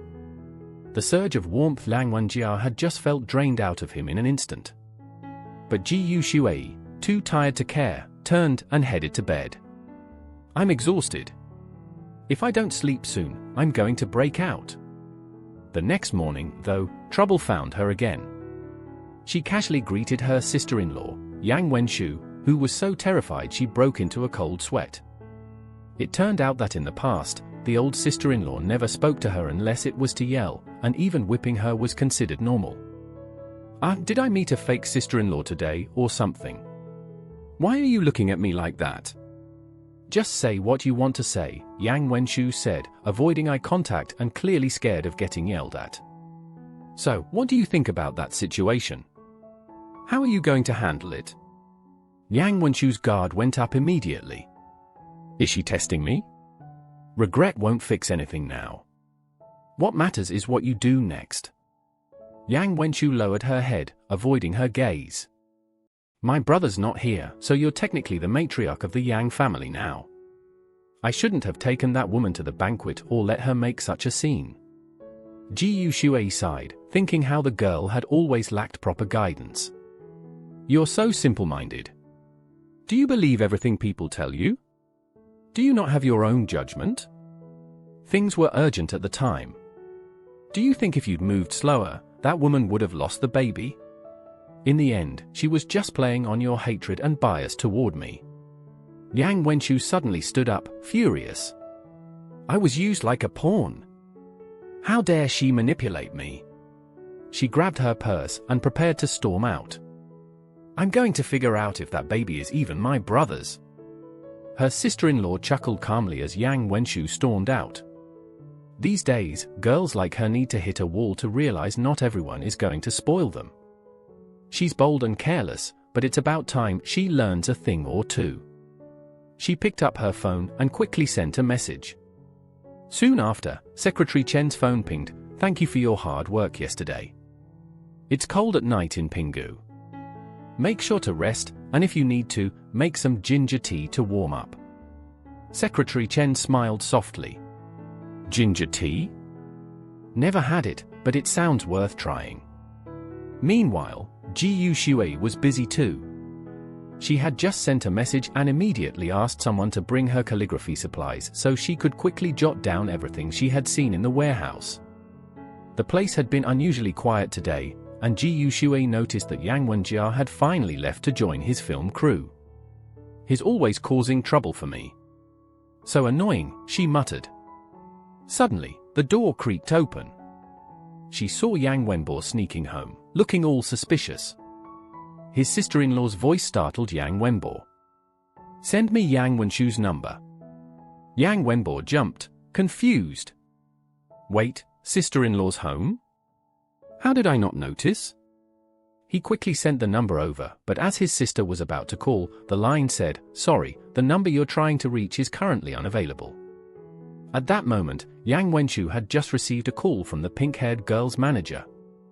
Miss Yang, Meng is threatening to kill herself. Yang Wenshu clenched her teeth, furious. Really? Give me the address. On the other side, the pink-haired girl's manager, confident her plan had worked, began plotting her next move. Yang Wenshu's rash and hot-headed. Just use the baby as leverage, and she'll protect us without a second thought. Soon, everyone will believe I'm truly Yang Chao's lover. The pink-haired girl's manager checks her phone, still in shock over how Jiang Meng became the center of online drama. Meng, it's bad. Yang Wenshu actually called you out, saying your acting skills haven't improved at all.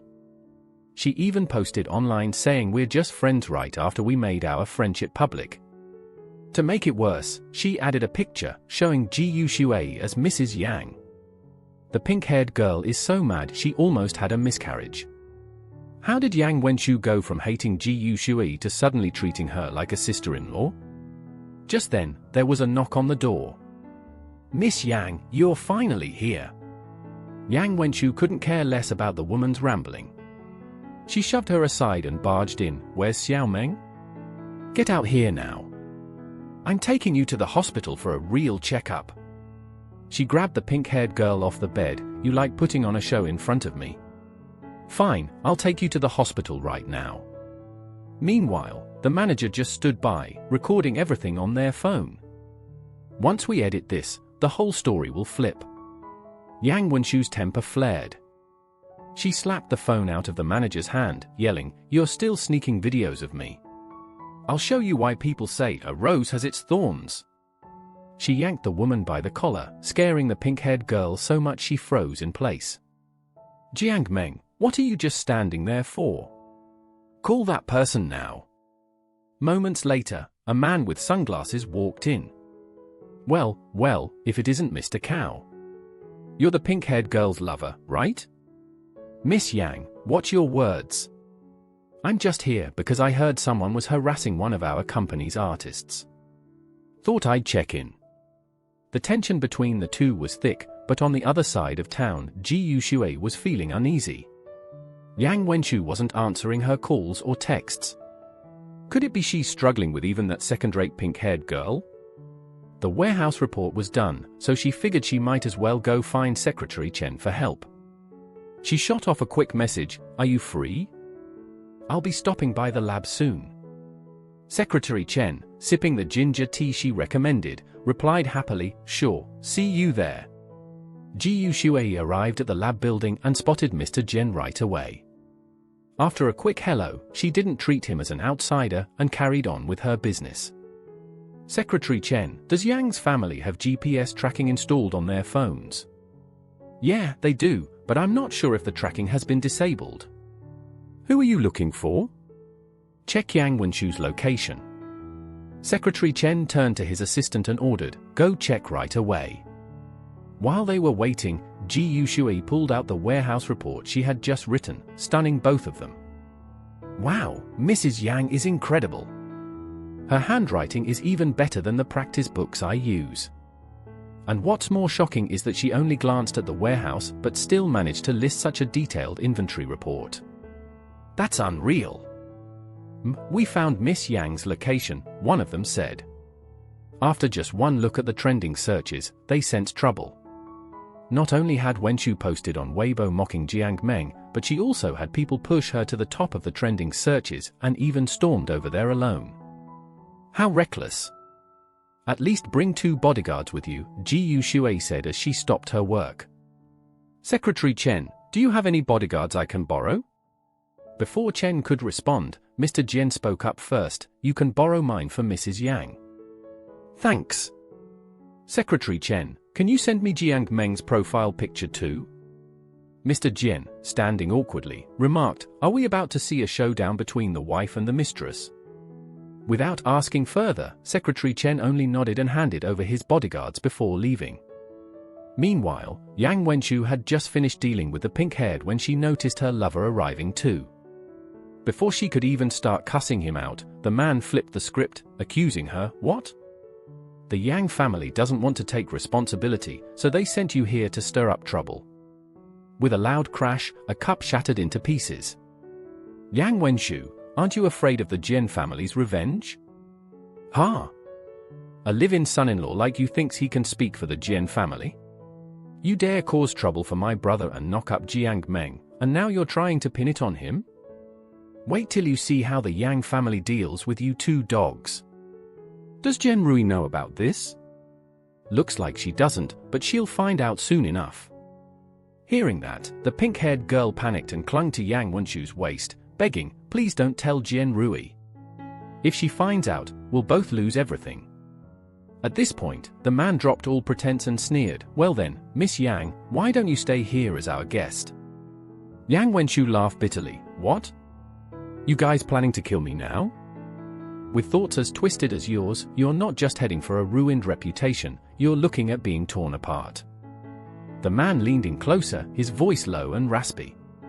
"Seems like Miss Yang doesn't get the situation. Let me teach you how they handle disobedient actresses over in Hong Kong. First, they inject them with drugs, then they take nude photos. That way, they don't die but turn into obedient dogs. Whatever the boss tells them to do, they do it." Yang Wenshu snapped back, "You wouldn't dare. My sister-in-law won't let you get away with it." Her words were defiant, but inside, she was truly terrified. She had never thought someone could be this twisted. Her comment enraged the cowardly man, who grabbed her chin, glaring at her with malice. "You wanna bet? You'll find out soon enough if I dare." In no time, her hands were tied up, and a gag was shoved into her mouth. It's over, she thought. Her eldest brother had disappeared, and her second and fourth brothers had never cared about her. Even her sister-in-law didn't like her. No one was coming to save her. "Don't fight it, Miss Yang. You'll be loving this feeling soon," the man whispered as the needle inched closer. Yang Wenshu's eyes widened in panic. "Sister-in-law, please save me." Just then, there was a loud, frantic knock at the door. Maybe that's the photographer, the man muttered. I'll go check. But as soon as he saw Ji Shui standing alone, he smirked. Well, the capital's top beauty has arrived. Since you've shown up on your own, you might as well stay too. Switching to a friendly grin, he locked the door behind him and approached her. Miss Yang is inside, he said sweetly. Seems like she had some kind of disagreement with Jiang Meng, so as her boss, I came to see if I could help out. His mouth was running, but his hand discreetly reached for a vase. Inside, Yang Wenshu was freaking out. With the golf ball gag in her mouth, she could only pray her sister-in-law would get away. As soon as Ji Shui stepped inside, the man flashed a sinister grin and quickly swung the vase down toward her. But in the blink of an eye, Ji Shui spun around, dodging the blow, and swiftly countered with a kick. Her movements were flawless, another 2 sharp kicks followed, each landing with a loud thud, and she effortlessly caught the falling vase. Wow, my sister-in-law is so cool. Just then, 4 bodyguards in black suits burst through the door. They glanced at Ji Shui, then at the man sprawled on the floor. One of them joked, "Any slower, and we could have brought bowls to eat at the feast." Suddenly, the man groaned, waking up. He smirked weakly. "Do you know who I am? I'm Jen Rui's husband, and she loves me very much. What's your plan now?" "I bet Jen Rui will want an explanation for this." Without a word, Ji Shui grabbed the thug's hand and picked up the syringe from the ground, then jabbed it right into him, not caring where. "So, you're the one who dared to mess with Yang Wenshu?" The man broke into a cold sweat, pleading, No, it wasn't me. It was Jiang Meng." She hated Yang Wenshu for calling her out on social media and wanted revenge. "I'm here to save Miss Yang." "A scumbag is still a scumbag," Ji Shui said flatly. Pulling out the needle and letting the liquid drip slowly down his arm, drop by icy drop. The man trembled all over, terrified. "Please, Mrs. Yang, don't. You'll ruin me. Jen Rui loves me so much, and if she finds out what you've done, she won't let you go." Ji Shui let out a cold laugh. "You've got it wrong. Whether the Jen family and the Yang family become enemies is up to me." She grabbed the man by the collar and dialed Jen Changming. Soon, his voice came through the phone. "Please, Mrs. Yang, have Jen Rui come to deal with Jiang Meng." At that moment, Jiang Meng, clutching her stomach, crawled toward Ji Shui, trembling. "Mrs. Yang, please let me go. I have nothing to do with Mr. Yang. The baby isn't his, and this whole situation has nothing to do with you. Please, just let me go." Ji Shui's eyes turned icy. "I am Mrs. Yang, and Yang Wenshu is a member of the Yang family. You kidnapped her and tried to inject her with that obedience drug, and now you dare say this has nothing to do with me? No one messes with the Yang family like that." Yang Wenshu stopped crying instantly, realizing her sister-in-law was standing up for her. Just like how Ji Shui covered her with her coat when she walked in to hide her embarrassment, and how Ji Shui risked everything to save her, she also hugged her like family to comfort her. And now, Ji Shui even willing to offend the Jen family for her, yet Yang Wenshu used to be so awful to her. Just then, the door flew open, and Jen Rui rushed in, out of breath. "Mrs. Yang, what on earth is going on here?" Ji Shui crossed her arms, speaking without a trace of hesitation. "If I were you, I'd either cut ties with this scumbag for good or teach him a real lesson. The first time someone like this messes up, they should lose any chance of redemption. And if they do it again, well, that's when you break their fingers." Jen Rui's eyes widened, and she shook her head. "I can't just cut things off like that. We've been married for over 10 years. If I do that now, it would make all those years feel worthless. Besides, if I leave him, he'll just run off with another woman. That wouldn't punish him, it would reward him." Ji Shui saw that Jen Rui wasn't completely hopeless, she just couldn't accept that she'd wasted her youth on this guy. Look, he swaps lovers faster than he changes clothes. Instead of wasting your energy trying to figure out who his next fling is or whose kid she's carrying, why not just cut off the problem at its root? Dragging this out is only going to hurt you more. You've got to understand, this pain is temporary, but yours will last forever. If you're really attached to this man and can't let go, then treat him like a dog, cut off his path in life and keep him under your control. But if you keep acting like this, people are going to lose respect for you. After that, Ji Yushui turned to the bodyguards and ordered them to call an ambulance and the police. She then shielded Yang Wenshu and said, "We'll head out. You stay and help Miss Jen handle the aftermath." Meanwhile, Jen Rui stood there, lost in thought, still wrapped up in the memories of the good times she once shared with this man. She had truly loved him, but his constant betrayals had pushed her to her breaking point. Taking a deep breath, Jen Rui finally muttered to herself, "Maybe Ji Yushui right. Men like him need their wings clipped, like dogs kept on a leash." He was every girl's dream guy, but now his face was beaten black and blue by his sister-in-law, with a loud snap as the belt hit the floor. There are a million ways to die, but at least don't make it someone else's problem. Let me teach you today what basic morality is. Snap! The whip struck again. So young, already bored with life, treating it like a game to find some purpose. Maybe one day you'll really die in some jungle, and everyone will just breathe a sigh of relief. No one will remember you, even the people at your funeral will be glad you're gone. Is this really the ending you want? Snap! The hits kept coming. Some people, when they die, it's said they've truly lived. But others, when they die, they're just dead. You think you're some big deal, wearing Yang family clothes? Who even are you? Yang Wenjia thought, is this really the ending I want? Who even am I? Suddenly, a sharp voice cut through. "Ah, Yang Wenjia, what happened to your face? Why is it so swollen?" Yang Wenjia snapped back to reality from last night's memories and shrugged, "It's nothing. Just cover it up with makeup. You're a big celebrity. There'll be tons of HD cameras in your face. Does it hurt? Whatever, there's no hope for tonight's event. You can barely talk." Yang Wenjia pushed the panicked manager aside to start preparing, but the manager looked like he was about to cry. The main girl, Jiang Meng, had just been arrested, and now the lead guy was like this. When Yang Wenjia heard Jiang Meng's name, he immediately thought of Ji Yushui, because that woman claimed she was pregnant with his older brother's child. Yang Wenjia quickly opened his phone, and sure enough, there was his sister-in-law. Seeing the comments below made his face darken, and his fingers flew across the screen, furiously typing a response. "I've always wondered how someone with such terrible acting skills and zero work ethic ended up getting cast in this production. Well, now I know." The moment Yang Wenjia posted it, it shot straight to the top of trending. The manager clutched his phone, panicking, "Oh no. Why did you post that?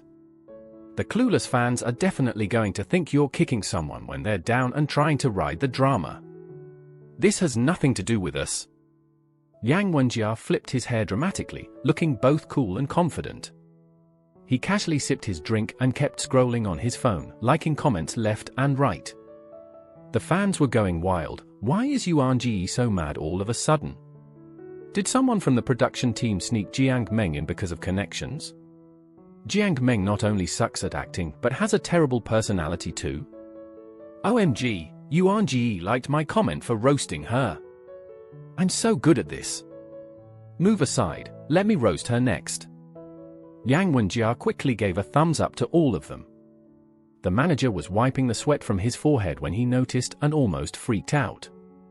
Yuan Ji, are you seriously rallying 900 million fans to flame Jiang Meng?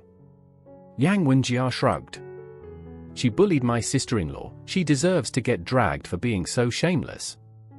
Meanwhile, Ji Yushui was rushing Yang Wenshu to the hospital, insisting she get checked out even though they'd arrived in time to stop the worst from happening. There are reporters outside. Let me get you into the ambulance first, and then we'll take off the coat once we're inside, she said. Then, facing the police, she calmly reported Jiang Meng and Cao Jiaye for kidnapping and endangering personal safety, adding that she suspected them of trafficking illegal goods, with many victims already involved. she assured the authorities that her family would help them track down Cao Jiaye. Watching this unfold, Lang Wenshu peeked out, admiring how her sister-in-law handled everything with such calm and confidence. Inside, she felt a fire ignite. I want to be like her, smart, fearless, bold, and able to stand up to bad people. At that moment, the bad person was on their knees, sobbing in front of Jen Rui. Rui, you can't believe everything Ji Shui says. Have you forgotten? I saved you 17 years ago. I love you, Rui. Jen Rui shoved something in his mouth to shut him up. Jen Rui closed her eyes, exhausted. She'd been chained to these words for too long. Maybe Ji Shui was right, if you don't cut it off, it'll just grow worse. Her constant patience had only given this man more room to do as he pleased, assuming her affection meant he could get away with anything. But things weren't over yet. With this drama blowing up online, if they didn't handle it carefully, it could put the Jin and Yang families at odds with each other. At the same time, Yang Wenbo was in class when he opened the trending news on his phone. At first, he thought it was just a fight between his sister-in-law and Jen Rui. But when he saw his sister-in-law get into an ambulance, he couldn't stay calm. He jumped up, startling the entire class. What's wrong with him now? Yang Wenbo's mind was spinning. Did my sister-in-law get hurt? The thought of it made his heart race. He grabbed his bag and bolted out of the classroom, completely missing the part about the Yang family heiress being kidnapped. He stormed out ready to fight. Yang Wenshu nervously clutched the blanket, too scared to speak. This girl can't even act like a proper lady. Ji Shui thought. If something like this happens again, your first priority should be your own safety. Then, you should show up in style with a whole squad of bodyguards. All right, I get it, Yang Wenshu said. Suddenly, the door flew open, and a boy burst in, shouting, "No way!" Ji Shui looked confused. Why are you here? Don't you have class today? Yang Wenbo, relieved that her sister-in-law was fine, relaxed a little. Oh, I was just passing by. Also, I hurt my leg playing ball, so I came to the hospital. Definitely didn't come here just to check on you or anything. Thinking the kid was really hurt, his sister-in-law suggested he go get a CT scan or an X-ray. But Yang Wenshu wasn't having it and snarked, I bet he didn't hurt his leg, he must have hurt his brain. It wasn't until then that Yang Wenbo noticed his sister lying on a hospital bed. What are you doing here, Yang Wenshu? He asked. Being Yang Wenshu, responded, see, this is why you have to start smacking your little brothers while they're young. Otherwise, it's frustrating when they're out of reach. Seeing the tension, Ji Shui quickly changed the subject. The Jin and Yang families are allies, so the Cao family wouldn't dare go too far. Yang Wenbo chimed in, why are you posting it? Telling the truth pushes people like them to the edge. They can hurt you. Yang Wenshu, looking like a guilty kid, mumbled, okay, fine, I won't say anything next time. Just as Yang Wenbo was about to slice an apple, her sister shot her a death glare.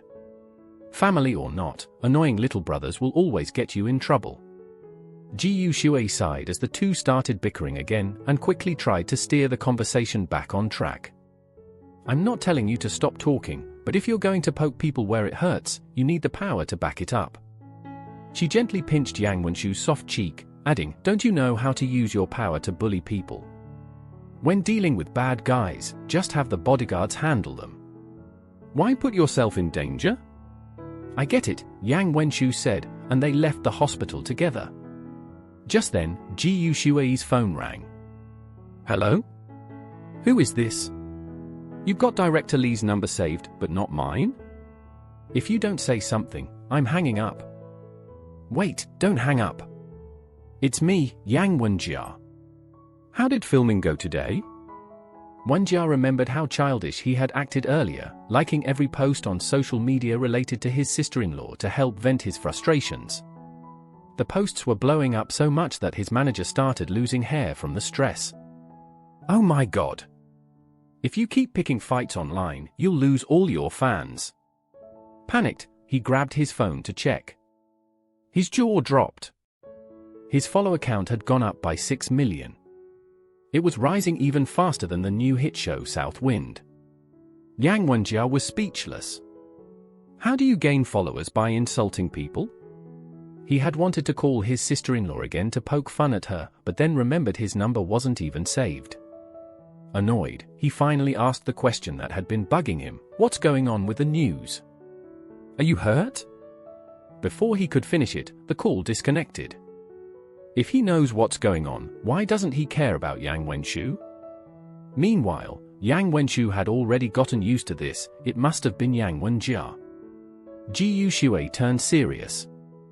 "You should call him second brother. What's he worth?" Suddenly, a heavy pressure filled the room, and both siblings straightened up. When they got home, Yang Wenshu curled up on the couch, unable to sleep. Not only had her sister-in-law saved her, but she also took down the bad guys and protected her reputation. She handled everything like a family leader, radiating a power that was impossible to ignore. "I'm definitely going to be like my sister-in-law one day." Right now, though, Ji Yushui had just asked the servants to keep an eye on the situation with Yang Wenshu, and then she received a message from Yang Wenjia, practically begging for praise. Such a child who never grows up. Meanwhile, Yang Wenjia was wondering why she hadn't replied to his messages yet. Did I not send enough photos? It has to be that. Yang Wenbo got a gift from her, but I haven't even gotten a response. That's it, I'll film 2 more scenes and send it. At the same time, Jiang's second master was frantically dialing Ji Yushui's number. Why did she go to the hospital? Is she hurt? In reality, Ji Yushui had just put on makeup and was heading out. But the little sister-in-law immediately assumed she was about to run away with some guy. Yang Wenshu quickly blocked her sister-in-law's path. Is Secretary Chen here to pick you up again? Ji Yushui stared at her cautious sister-in-law, confused. Yeah, I'm just going to a party. What's up? Little sister-in-law instantly put on a hurt expression, making Ji Yushui think she was still shaken up from the kidnapping. But, in reality, her thoughts were all about her missing big brother. Will he ever come back? And now, her beautiful sister-in-law, who even Secretary Chen, who used to hate her, was now helping with her party. And don't even mention Jiang family's CEO, her brother's biggest rival, who kept showing up at their house. Anyone could tell he was there for her sister-in-law.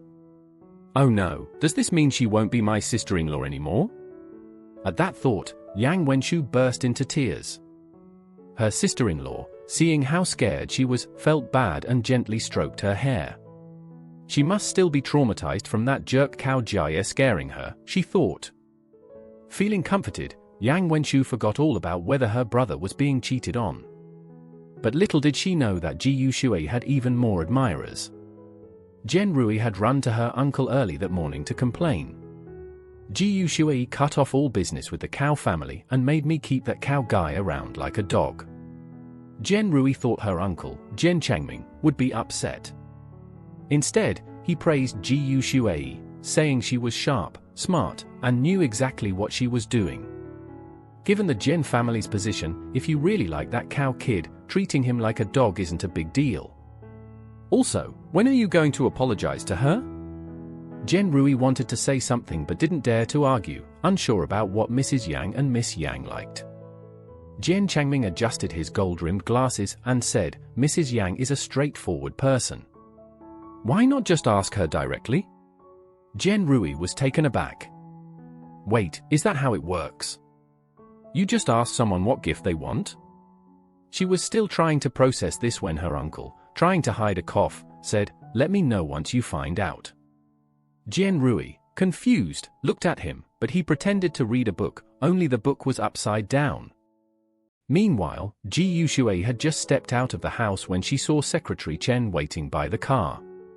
He had been standing there for hours. The moment he spotted her, he rushed over, opened the car door like a perfect gentleman, and reminded her to watch her step. As she got in the car, he filled her in on today's party details and who would be attending, all while kneeling to fix her long gown that was dragging on the ground. he didn't forget to mention that Pei Lisin was supposedly hosting the party to celebrate her brother's birthday, but in reality, she had something important to discuss. Ji Yushui had already anticipated this, but knew she had to put on a show today, making them think she was just a money-hungry puppet. When they arrived at the party hall, the Huang siblings enthusiastically greeted her. The guy couldn't take his eyes off Ji Yushui, and he shyly scratched his head before extending his hand to greet her. But, without warning, Ji Yushui flipped her hair, showing off her arrogance, and strutted right past them. "Are there any other guests besides me today?" Ji Yushui asked. Pei Lisin suppressed her frustration, smiled, and said, "No, just family and a few of Huang family's friends. You're the most honored guest here." Ji Yushui, seeing through the whole act, thought to herself, "So, they're trying to suck up to me with some cheap flattery and perks. I've dealt with tricks like this hundreds of times back in the day." Pei Lisin, thinking she was winning her over, continued with her over-the-top hospitality, assuming Ji Yushui was just a vain, pretentious vase. The party was in full swing, and everyone raised their glasses in celebration. Pei Lisin sneered to herself, thinking, of course, she's just an airhead. She then walked forward slowly with her wine glass, accidentally spilling it on Ji Yushui. What she didn't know was that Ji Yushui had already seen it coming. Even though only a small spot on her dress was stained, Ji Yushui still exuded an aura like she was 9 feet tall. "You invited me over, but you stained my dress. Are you deliberately disrespecting me because Yang Chao isn't here? And now this mess? What, are you trying to start a rebellion?"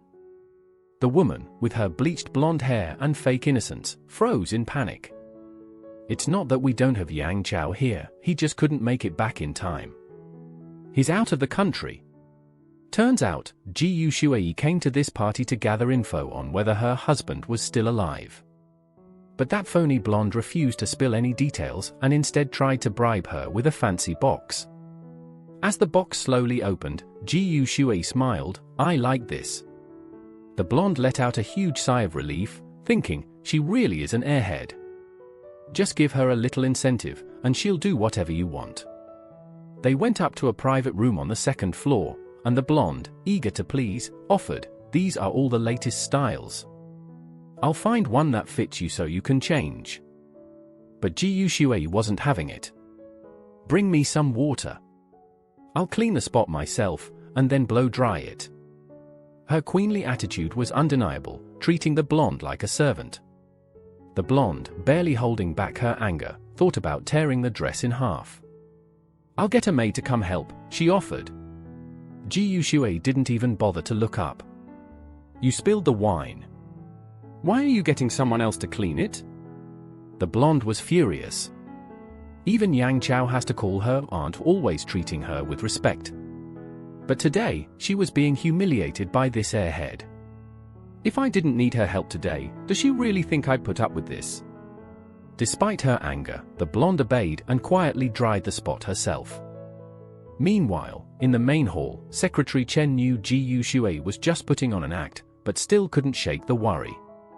Normally, this would be the perfect opportunity for Ji Yushui to expose their true intentions. Even though Secretary Chen understood the logic, the anxiety was hard to push down. After downing a glass of red wine, Secretary Chen slowly got up and walked to the private room. What they saw inside left them speechless. Ji Yushui was lounging like a queen on the couch, while the blonde knelt beside her, holding a hairdryer. Ji Yushui's angelic voice rang out, stunning both of them. It was at this moment that Secretary Chen realized the earlier worries were completely unnecessary. The blonde, on the other hand, was mortified, her true image completely exposed. Once Ji Yushui saw the time was right, she grabbed Secretary Chen and left. As soon as they got back to the car, Secretary Chen couldn't wait any longer and asked, "So, did they slip up?"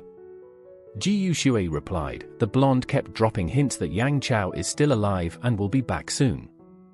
She also said if I wanted to inherit his estate, I'd better work with them to make sure Yang Chao never comes back." "Secretary Chen, why don't you look into Yang Chao's uncle? I'm sure he's tied to Yang Chao's disappearance. Otherwise, how would his wife know if Yang Chao is alive or not? I think they failed to kill Yang Chao but lost contact with him afterward. She remembered the woman made some casual promises, which almost cost her everything. Ji Yuxue chuckled, since you're so keen on apologizing, let's see what you can offer. I have a bit of a collector's obsession. I'm short 7 gemstones for my set. I also like jade, especially redskin white flesh jade, purple Hetian jade, lotus pink jadeite, and violet jade. You can make up for it with those. The blonde was so shocked her hair practically turned more white. These are all things high society ladies love, and she was panicking. But since she was trying to apologize, she had no choice but to agree, though her teeth were practically chattering. The blonde gritted her teeth but kept going with the plan. She suddenly grabbed Ji Yuxue's hand and said, I invited you here because I see you as one of us. But let me give you a heads up, there's been no word from Yang Chao in a while. You're probably already thinking about the future. Some hidden agendas are starting to show. Ji Yuxue paused for a couple of seconds before answering, that's easy. Just take his inheritance, find a few cute younger guys to make money, and have them play with me at home. The blonde's face twitched, turns out she's a total airhead. Trying to stay calm, she leaned in slowly and said, but Yang Chao has a few brothers and sisters. They'll want their share of the inheritance too. How about I help you come up with a plan? Ji Yuxue could see the blonde's real motive now. She laughed to herself, does she really think she can play mind games with me? Chen Yujin curiously asked, what did she promise you? Ji Yuxue grinned, it wasn't what she promised, it's what I ordered. I just told her I like a set of gemstones in 7 colors, and also have a thing for Hetian jade and agate. Chen Yujin chuckled, you really gave her a tough one this time. She's going to be in pain for a while. Ji Yuxue shrugged, this is nothing. She remembers back when General used to send gifts, they could stretch that generosity for 200 meters. Secretary Chen scoffed, acting like those things didn't impress her one bit. It was hard to believe this was the same Ji Yuxue from before. Soon, they arrived home. From a distance, Ji Yuxue noticed her sister-in-law sitting by the window, drawing something. Yang Wenshu was sketching a figure from a novel, her hair standing on end when she noticed someone watching. She quickly hid the drawing behind her. The therapist said drawing helps with her anxiety, but she wouldn't admit that to anyone. The girl in the picture was based on her sister-in-law, who had saved her once. If only she were a man, she thought, I'd steal her and make her my husband. Before she could snap out of her daydream, her sister-in-law handed her a gift box. This is for you. Yang Wenshu opened it slowly, completely surprised, it was a diamond ring. It was the first gift she'd ever received from family, and no one had ever given her a ring before. Yang Wenjia didn't get one, and neither did Yang Wenbo. She hugged the box and let out an uncontrollable, goose-like laugh.